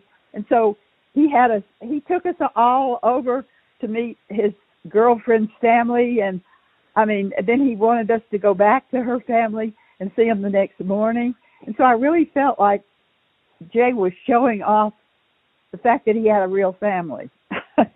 Right. And this is unnecessary in the story that I'm telling you, but it's kind of, strange. Yeah. No, that's interesting. But anyway.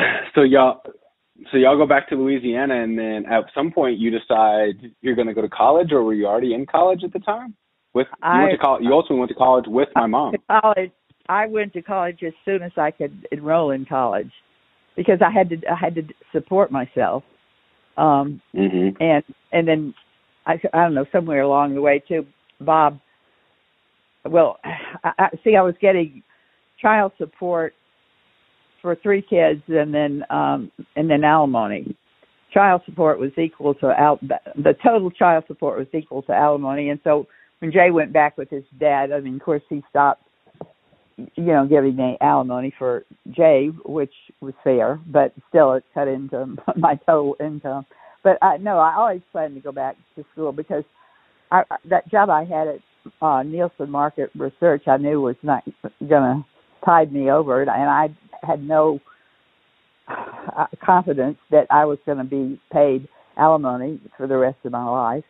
And so I went back to Northeast, and I had and I think I've told you this before. I had never planned to teach elementary school. I didn't like being a teacher, period, but I especially did not like the lower level kids.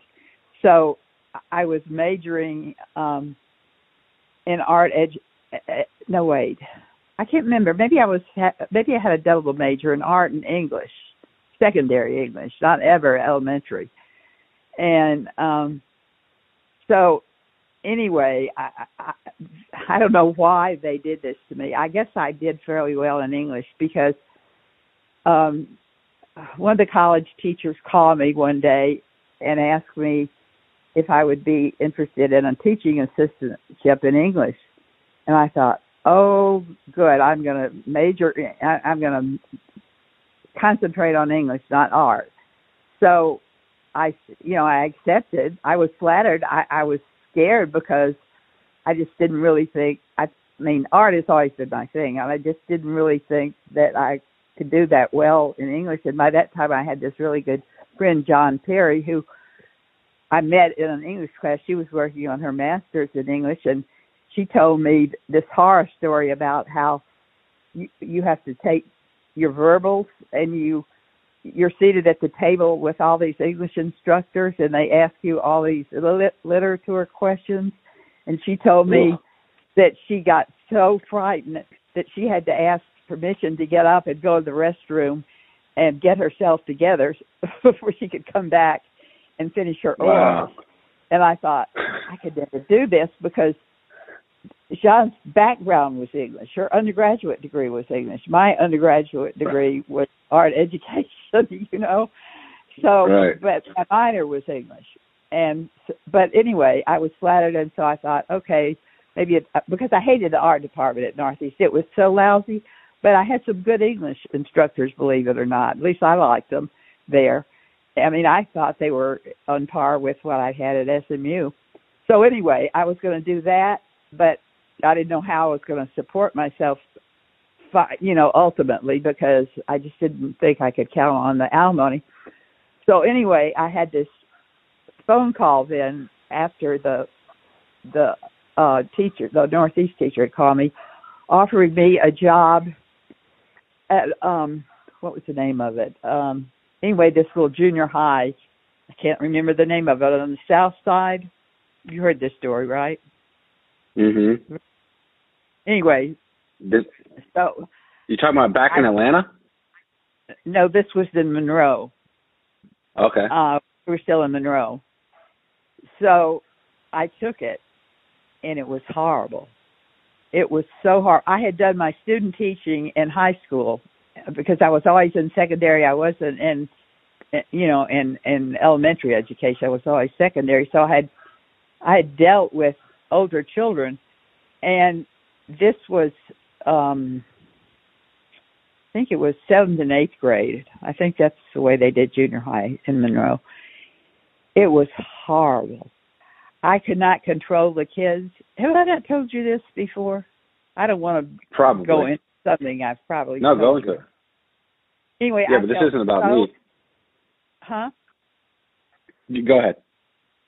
Anyway, I felt so inadequate. I could not do anything with these kids. They were just wild. There were mostly black kids, but there were some white kids too, really, and it was a poor section. So these kids were all very poor. And I feel sure I told you this. I remember the first day I was there, and all the people who were in my homeroom left, and I stood at the door because I thought that's what I was supposed to do. I mean, I'd had no contact with junior high kids. Anyway, my first period filed in, and I went back to my desk, and I had all this stuff on my desk. I mean, just an assortment of stuff like pencils and pens and Scotch tape. They had taken everything off my desk. They had stolen everything. There wasn't anything left. I mean, I could not believe it. And anyway, to back up, though, before my first day of class, I had gone to meet the principal, and he had just pointed in the direction of the class, didn't walk down with me or anything, handed me the key to the classroom. I opened the door of the classroom. There was glass all over the floor. I assume they'd had a fight at some point during the year, and nobody had fixed the window or anything. And I guess maybe that's why, as I'm telling you this, I'm thinking maybe that's why he didn't ever go back down with me, because we would have looked in the room together at all this broken glass on the floor. Are you still there? Because Robin's kicking in. Yeah, I'm here. I'm here. She knows. Anyway, it went, to condense this, it went from bad to worse. I had all these unrealistic ideas of how I was going to teach art and design because that was, fresh in my mind. All these kids wanted to do was leather craft. I explored the room before the school started, and there was nothing. There were no brushes. There was no paint. There was nothing that you'd ordinarily find in an art room. There were only bits of leather and these hammers where they would hammer in the design in the leather. And so, I just thought this was awful. I just, this was just incredible that this was all they did. And the guy who had taught the art class probably could have handled the kids because I found out he was either a coach or an assistant football coach. So I'm sure he didn't have any art education at all. They probably stuck him in there because he couldn't do anything else. And so, Anyway, I had kids who had been in his class the year before, and they would say, "When are we going to do leathercraft?" And I would say, "You're not going to do leathercraft. You're going to learn principles of design." I was such an idiot. And so, just to condense this story a little more, I had no control. The kids did anything they wanted to do. They talked back. They didn't pay attention. I had this junior high supervisor who would come in intervals to grade my performance. She gave me the most horrible grades because I was so nervous because I knew the kids would just do whatever they wanted to do. It didn't matter that somebody was observing them. They didn't care at all. And so I know the drill, I got these horrible, horrible grades. So at the end of the year, I thought, I can't go back for another year. But anyway, I was not rehired. The principal asked me how I felt about it, and I told him, how I felt about it. And so I don't remember what he said. He probably said, "Well, this probably is not, the situation for you," or something. But he was an idiot. He had horrible grammar. They just hired anybody at that school. Whatever. Oh, yeah. So nothing has changed. Our education system hasn't changed in that regard. A shitty school will hire anyone who's willing to take the job. Well, anyway, I was very naive. So then, I thought I wasn't meant to be a teacher. So then But you stuck with it. Huh? No, I didn't. Oh, no, you changed it. Then Go ahead. Somebody told me that they were opening up an art department at the newspaper. So I went by and I talked to them, the advertising manager, and he said, that they had not completed it, but they were going to have an art department. So I worked there for 3 years. I totally enjoyed it. It was fun. It was fun. My salary was very low, but I was having fun and the whole time. And then I went to a party that somebody I went to high school with, and I met this guy who I had also graduated from high school with, and he was a vice president. You don't remember Howard Brothers because I'm sure it probably was not even there when you were born, but anyway, and you were a baby anyway. But anyway, it was a discount store like Kmart or Walmart or something. Anyway, this guy was Steve Newsom, and he talked to me at the party, and he said, "Oh, you're never going to make any money working for the newspaper," which it was very low, but I was happy there. I was so happy there. And he said, "Come and talk to me sometime." And so anyway, I did, and so he hired me, and all I did was illustrations there. I didn't even have to do layouts, which I did at the newspaper because that was back then when they did layouts. They weren't computerized. Well, the newsroom was computerized. But so I just did illustration, software illustration. My job was totally fun there, too, but I didn't like the people I was working with as much as I just thought the people at the newspaper were more intelligent than the people at Howard's. It was a class thing, and I'm embarrassed to tell you this, but I mean, it was just a different class of people. But I worked there for years, and then a guy who was also working in the advertising department applied for this job at Fields, which was a ready-to-wear small chain in Monroe and West Monroe, and he got the job as ad manager, but I knew he wouldn't work out. I knew he just was not the type of person that Fields would want. So he only lasted a year. So then I went over and I applied for the job, and I got it. And they were only too glad to have me because I was going to handle all the advertising and do all the illustrations as well, which had been done by this other girl that they had hired to do illustrations. But they got me for everything. The only person who worked for me was the person who did store displays. And so essentially I was it. I mean, I was supposed to narrate fashion shows, and I was only there for over a year. But Alex, I never have worked so hard, but I really liked what I was doing. It was superficial, but it was fun. And we opened a new store in what then was new, Pecanland Mall. You remember that at Monroe? Mm-hmm. Yeah. We opened, yep. And I got my clothes at a discount price. They had really nice clothes. Anyway, but I decided after a while I just couldn't stay in Monroe any longer. And then Jean Clark, Barbara Clark's mom, died of lung cancer. And I remember sitting in her hospital room thinking, I'm not going to stay here anymore. And so I gave Mr. Blumenthal, who was the owner of the small chain, I told him I was leaving, and I thought I would try my hand in Atlanta. And so, naive person that I am, I thought I could stay with my brother for 2 weeks and get a job.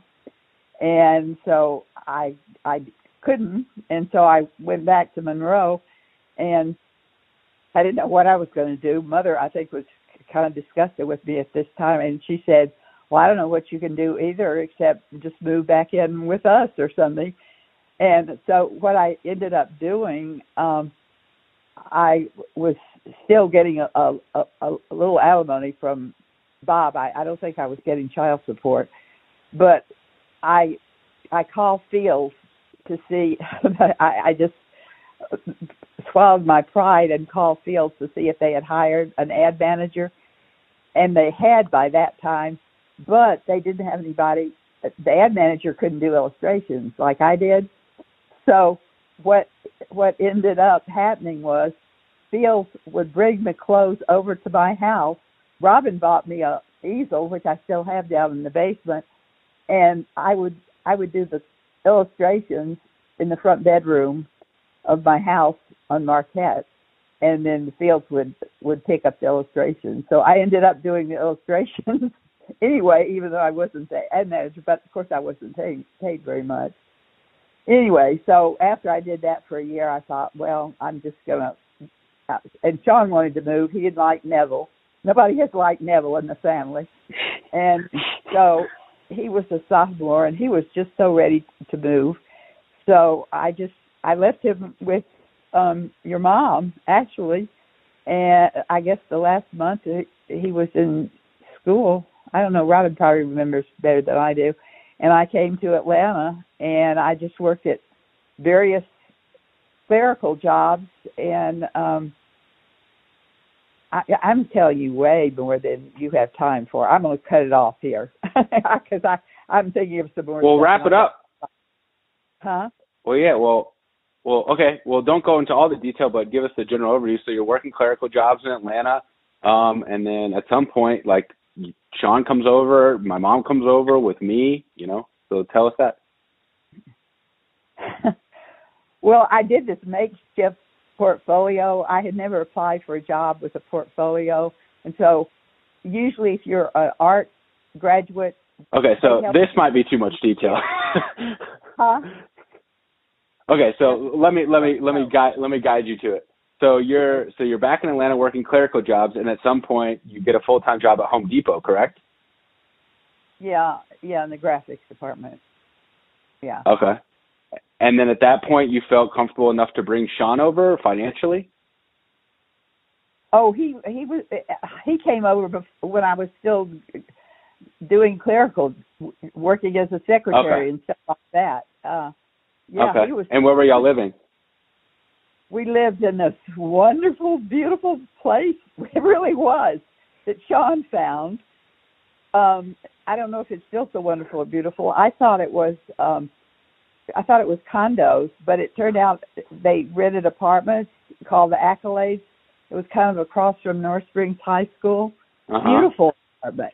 Had anyway, I won't describe the apartment, but I mean, it was absolutely beautiful. Had 2.5 bathrooms, had brass fixtures. Right. Okay. Nice apartment. Cool. Anyway, while I was looking for jobs, Sean at this time had not discovered the North Georgia mountains, so he would explore the downtown. He would take the bus and go into every high building in town. Sean has always been an explorer. So this is how he passed. Sounds like me. So, and then he met Lee. You know Lee, right? His friend Lee. Yeah. Anyway, so Sean is being raised. Sean's going to high school there. Let me wrap up some of this for you. So Sean's there. He's going to high school there. He graduates high school there. He graduates from North Springs. He goes off to UGA. He becomes a veterinarian.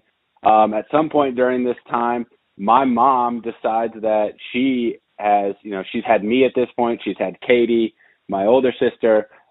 She's also getting a similar feeling that, like, I should not be raising children here in Monroe, Louisiana. So she decides she's going to move to where you were. She went to, as you kind of briefly mentioned, she went to undergraduate with you at Northeast, what is now University of Louisiana Monroe. She graduates from there. That's when she gets pregnant with Katie. She then gets pregnant with me. Neither of the two separate fathers, and neither of those relationships work out. So she's all of a sudden a single parent, just like her mom is a single parent. And she decides she's going to move to Atlanta as well. So she takes me and my older sister to Atlanta. I think we briefly lived with you in your house. And my mother. And your mother. Yeah, so your mother at the time was in poor health. And a grandmother. Yeah, daughter, baby, a grandmother, and they all go to Atlanta. And I believe we stayed with you for a while, and then my mom got her own house. Your mother lived with you in your house. And then, so then you can take it from there. So now we're in, like, I was born in 88, so this is, last years of the 80s, beginning of the 90s. Now, our family is settled. You interviewed your mom. She took it up from there. From there what happened. Yeah, I know from there what happened. I mean, I know a lot of this stuff, but I'm trying to just, paint some of your life story for other people. So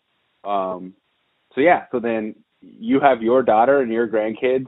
We grew up just a few miles, or 2 or 3 miles from where you still live and where my mom still lives. Y'all both still live 4 miles. 4 miles, 4 miles apart from each other.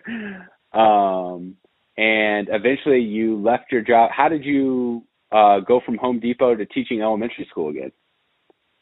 Oh, well, they kept a lot of the people on who were younger. See, I was old by that time. I was working with fresh out of college. Everybody seemed to have gone to Florida State or the University of Florida. The guy who was head of the ad department had graduated from there, and that was always my feeling that he hired graduates from the school he went to. I don't know if that's true, but that's just a level. Anyway, so these kids new technology. So we went from hand drawing layouts to using the computer. So I talked to, I think the guy was the vice president of advertising at the time. He was a nice guy. And I was like pleading almost for my job because I had to have an income. And he said, he was really nice. And he said, well, it was just a judgment call. I remember those words. He said it was just a judgment call. And it was right. I mean, his judgment was right, but it was devastating to me because I didn't know how I was going to make a living. So they gave those of us who were terminated, I think, maybe 3 or 4 months salary. I don't know. We were given something, because it wasn't like we were fired. We were terminated because they didn't think we could do computer, which I couldn't have. I remember one day they allowed those of us who were terminated to come back and just fool around with the computer. I had no idea what I was doing. This is ridiculous. Anyway, so I thought, what can I do? And I didn't want to go back to teaching, but I had to support myself.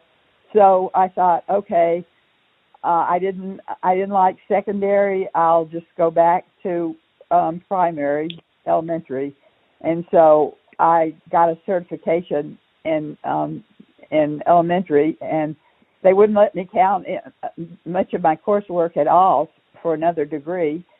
And then I got my master's in elementary, and again they wouldn't let me count most of my coursework for the master's. So I was 57 years old before I got my master's. Wow, that's crazy. So when people tell me they're old, I think, you're not old. And I think that all the time.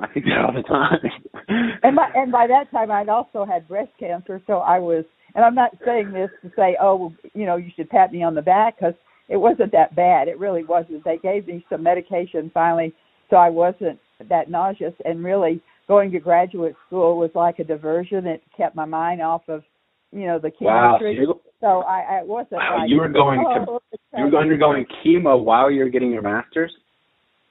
Yeah, but they had come up with a shot, so only one time was I all out sick. I remember my first chemo treatment, and I knew I was going to be sick, but I didn't know how sick. I remember Sean was still home. I guess he was in college. I don't know where he was. He was somewhere. Anyway, I remember going in the bathroom and throwing up and thinking, I know Sean must be hearing this, but he doesn't even get up. He doesn't have any compassion at all. But anyway, after that, they had my doctor told me that they had developed this shot. I don't remember what it was called, what the medication was, and so he called my insurance company to see if they would cover it. And so after that, I got a shot after each chemo, and so only one time was I sick after that. I remember turning on South Atlanta Street. I'm sure I was going to your mom's house and throwing up on the steering wheel, but that was it. And so it wasn't, I don't feel sorry for myself at all. It was not at all bad to be going to graduate school, because it was a total diversion that got me off of, what I was doing. The only problem was that it did mess up my white cell count, and so I did have to learn to give myself shots in my thigh for that. And I thought, I'm not going to be able to do this twice a day. And I remember taking Sean with me. We had to go view this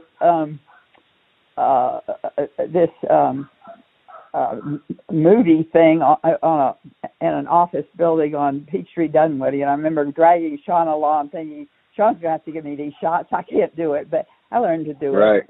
So, I remember doing a similar thing with Morgan when she got diagnosed with diabetes. All of us going to like some sort of tutorial in Scottish Rite or wherever we were about how to, inject insulin and all that. Yeah. So how long that's badass. You sound like a tough lady. No, with that. That's admirable. That's super. Had breast cancer. My mom had breast cancer. No, I'm so glad, Alex. That was when I was in my middle 50s, and I'm 83 now, and so no, it was just.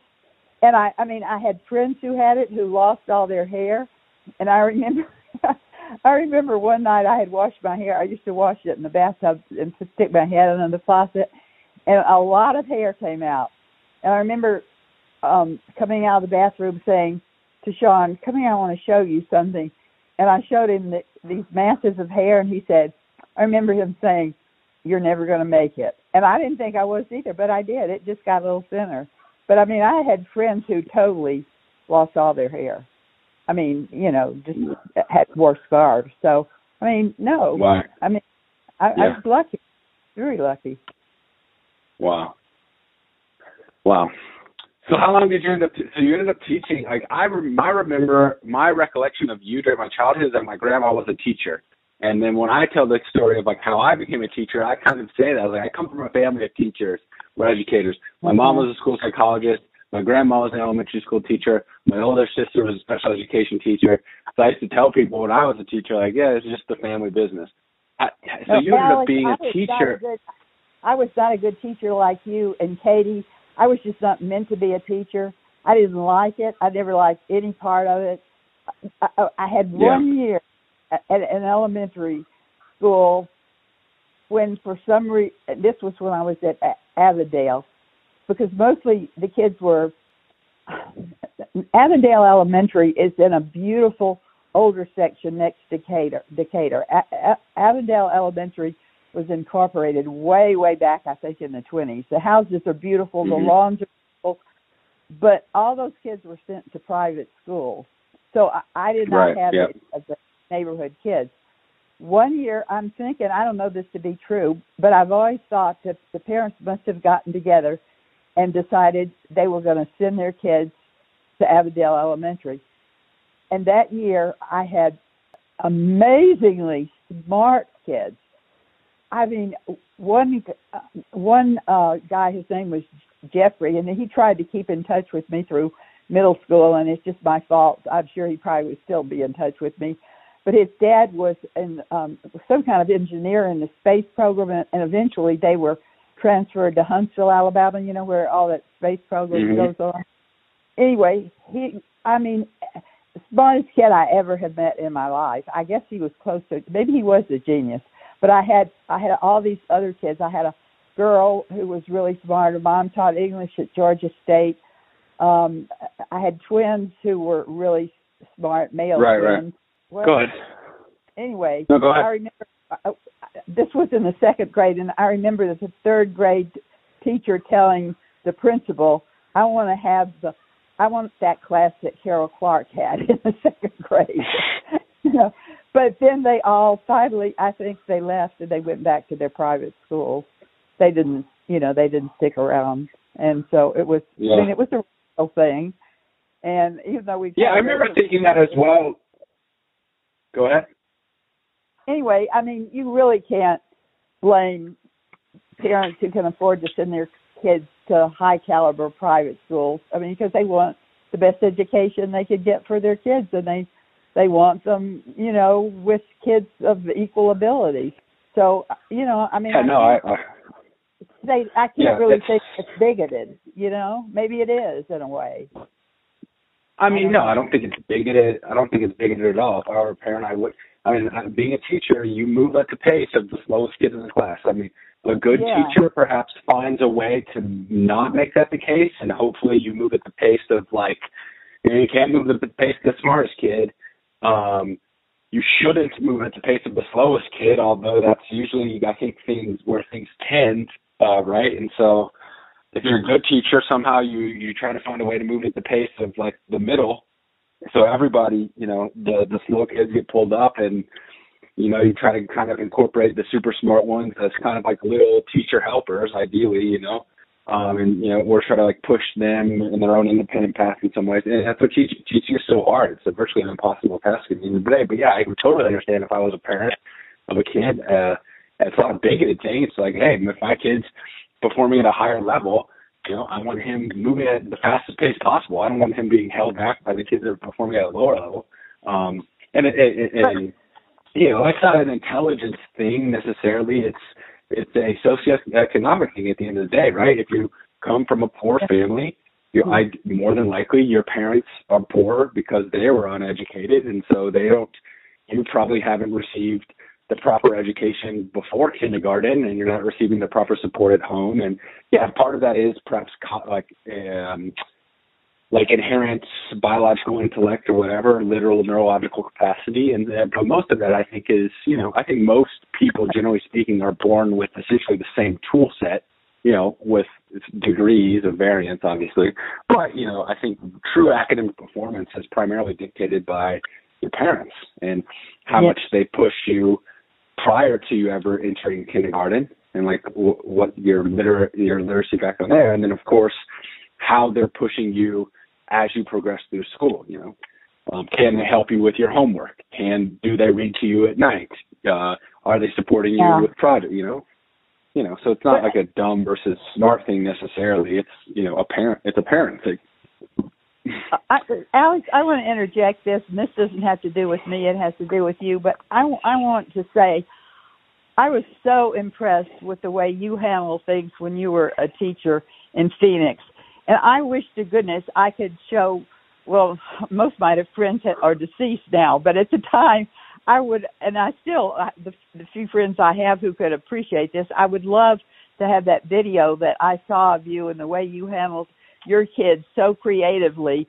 And I know they were low achieving kids, but I mean, I think you made all of them like school. And I would think if any of them could be motivated to do something beyond elementary or middle school or whatever you were teaching, you did that for them. You made learning fun, and I always admire that. And I'm glad for an opportunity to say this, even though it's supposed to be my interview, because I could not do that.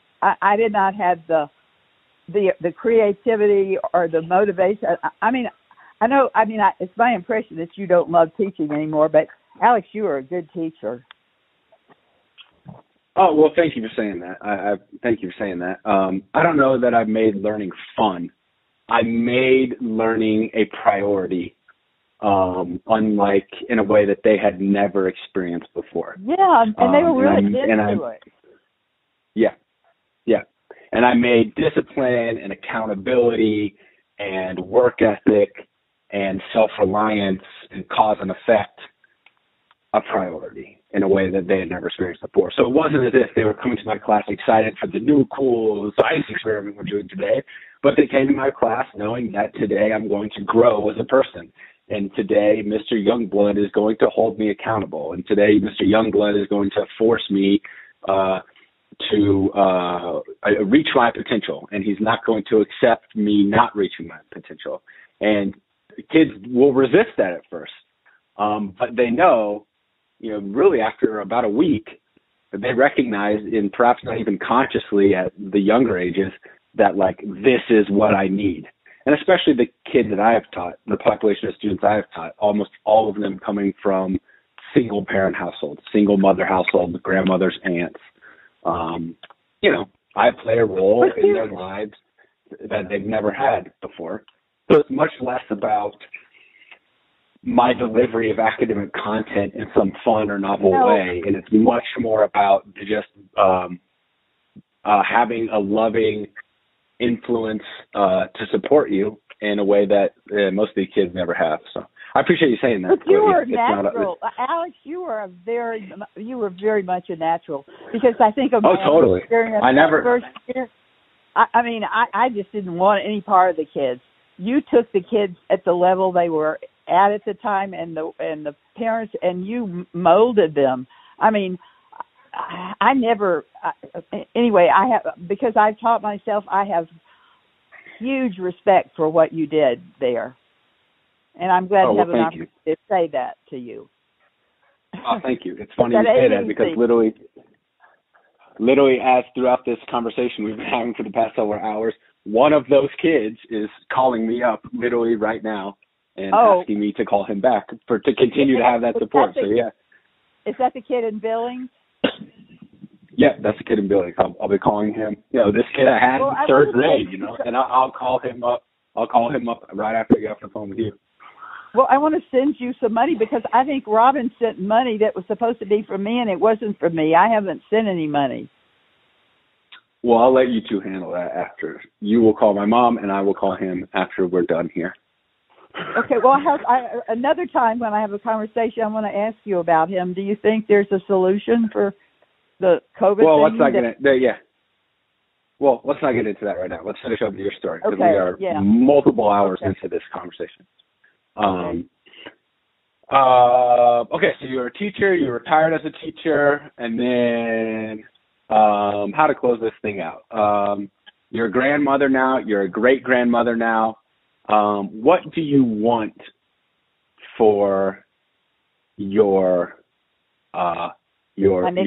offspring and your offspring's offspring? Like, what do you What would you like to see us do with our lives? Your grandchildren, now your great-grandchildren, even your children. Something that was satisfying to you and would make you happy and fulfilled. That's what I want. Because that's what I wanted for myself. So I have to want the same thing for you. Right. I want to say from my part, just on my part, I feel like I owe like an explanation to you for my life in some ways. I know I live a very unconventional lifestyle, and I know we come from two different eras. And even like in my peer group, you know, my friends that I grew up with and my friends that I've met in adulthood, like even to them, I live an alternative lifestyle. Even to them, my decisions are strange, and perhaps they disagree with them.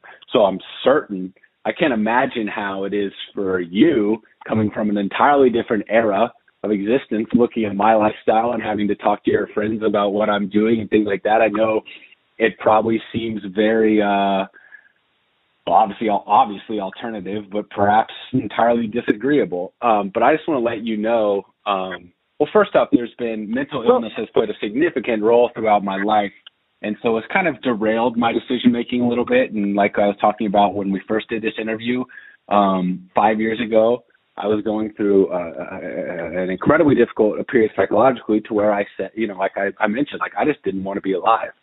And so experiencing those, you know, your mom hasn't gone into great detail, but she sort of alluded to that. But I don't think she would talk to me about that, I mean, extensively, you know. I'm sorry. Go ahead. I interrupted you. My mental health?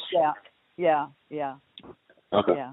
Well, anyway, so that has certainly influenced or has kind of derailed my development as a human being, certainly throughout, I mean, my entire adolescence, you know, it was being derailed. I was never able to focus or develop in any sort of way because it was just surviving the day.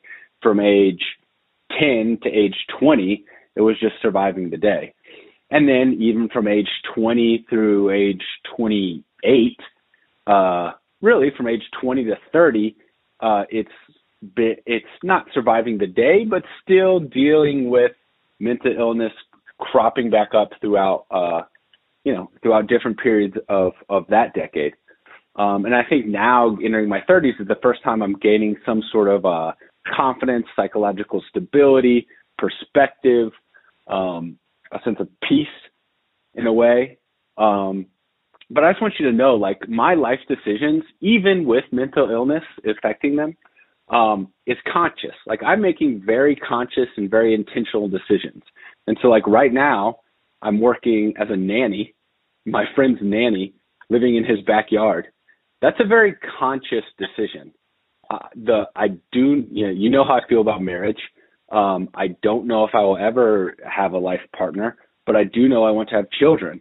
And so me coming out to do this job is very much, very consciously, very intentionally preparation for fatherhood.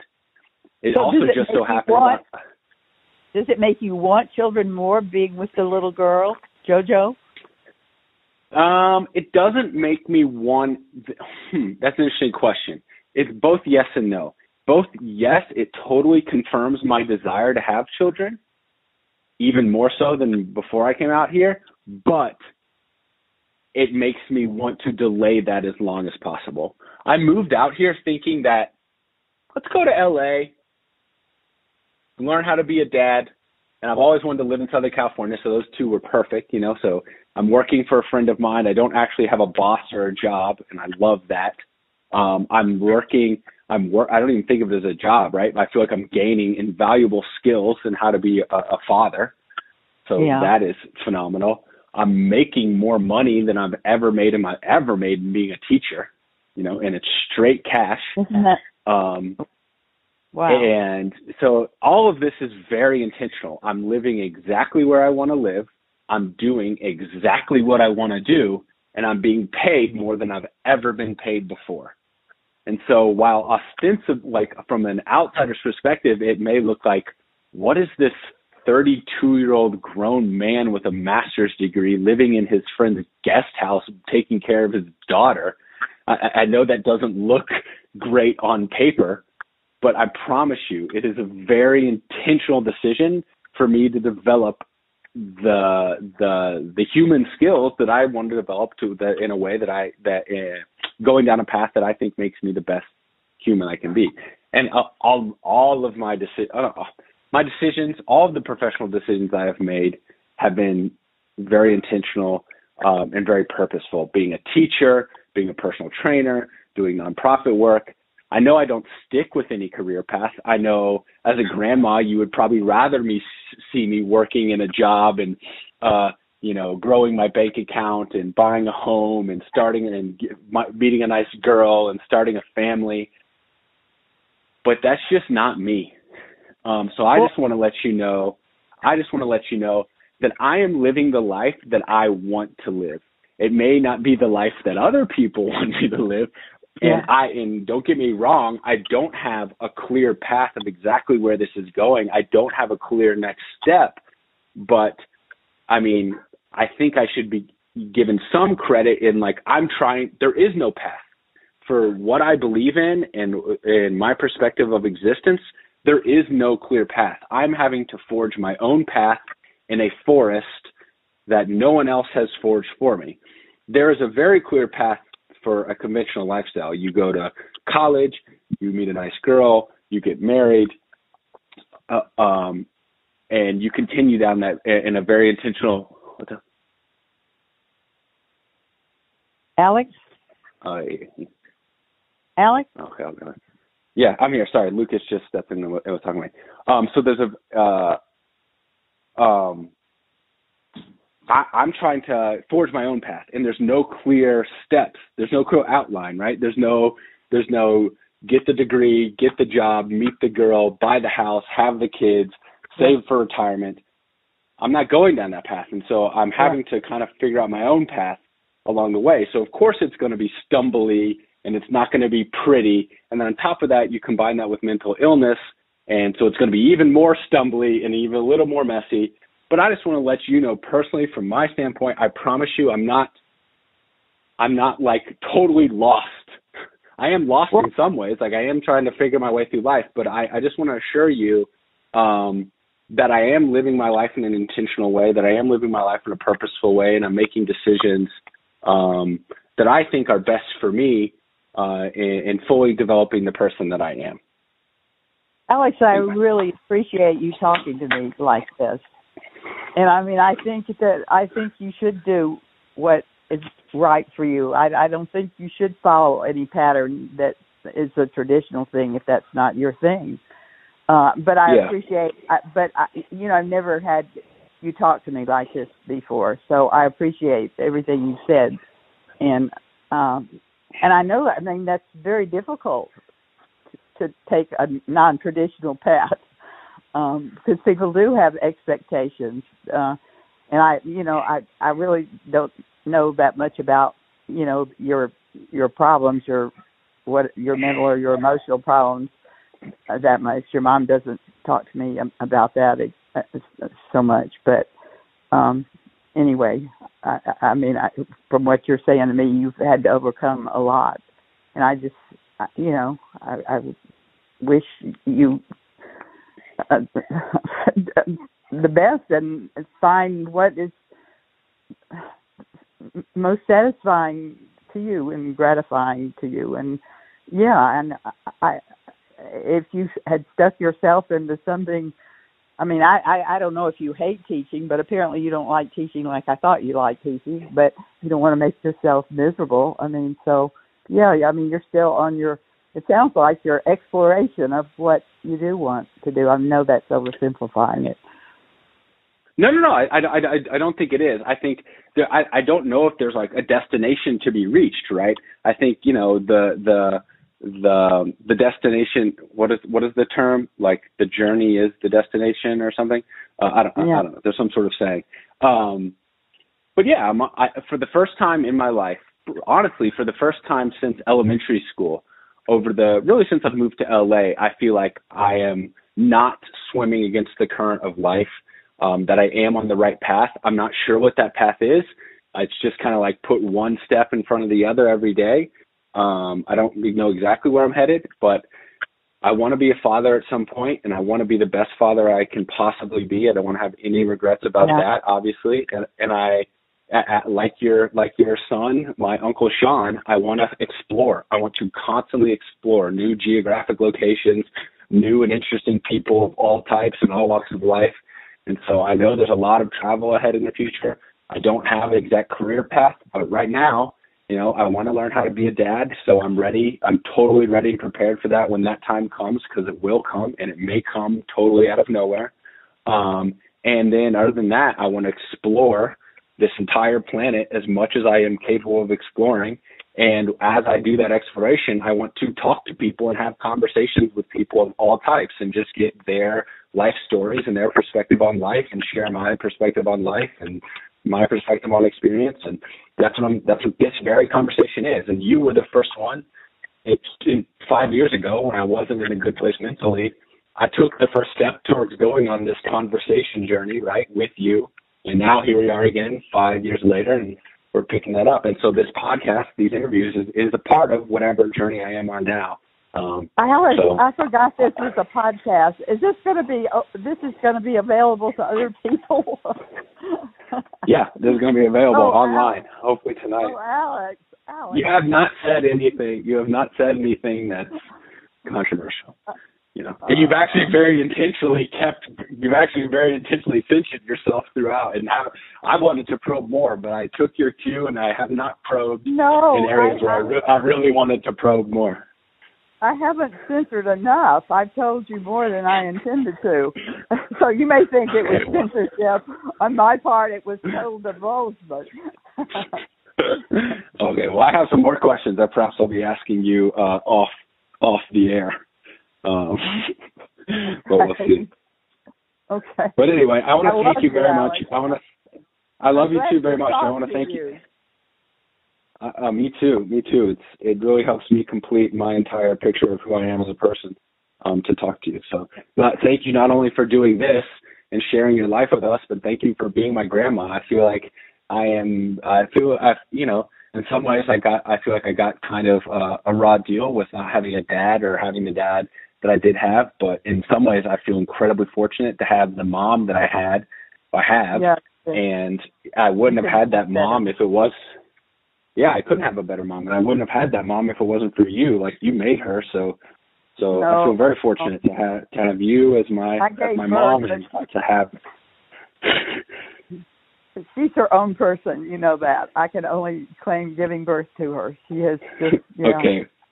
But I mean, I know you have had a lot of things. A lot of challenges, but you are lucky to have her. You are. Oh, 1,000%. And I'm lucky to have you too, because I consider you a special person as well. So thank you. I thank you. I don't deserve that, but I thank you very much, and I'm very fortunate to have you as my grandson. All my grandchildren are so smart.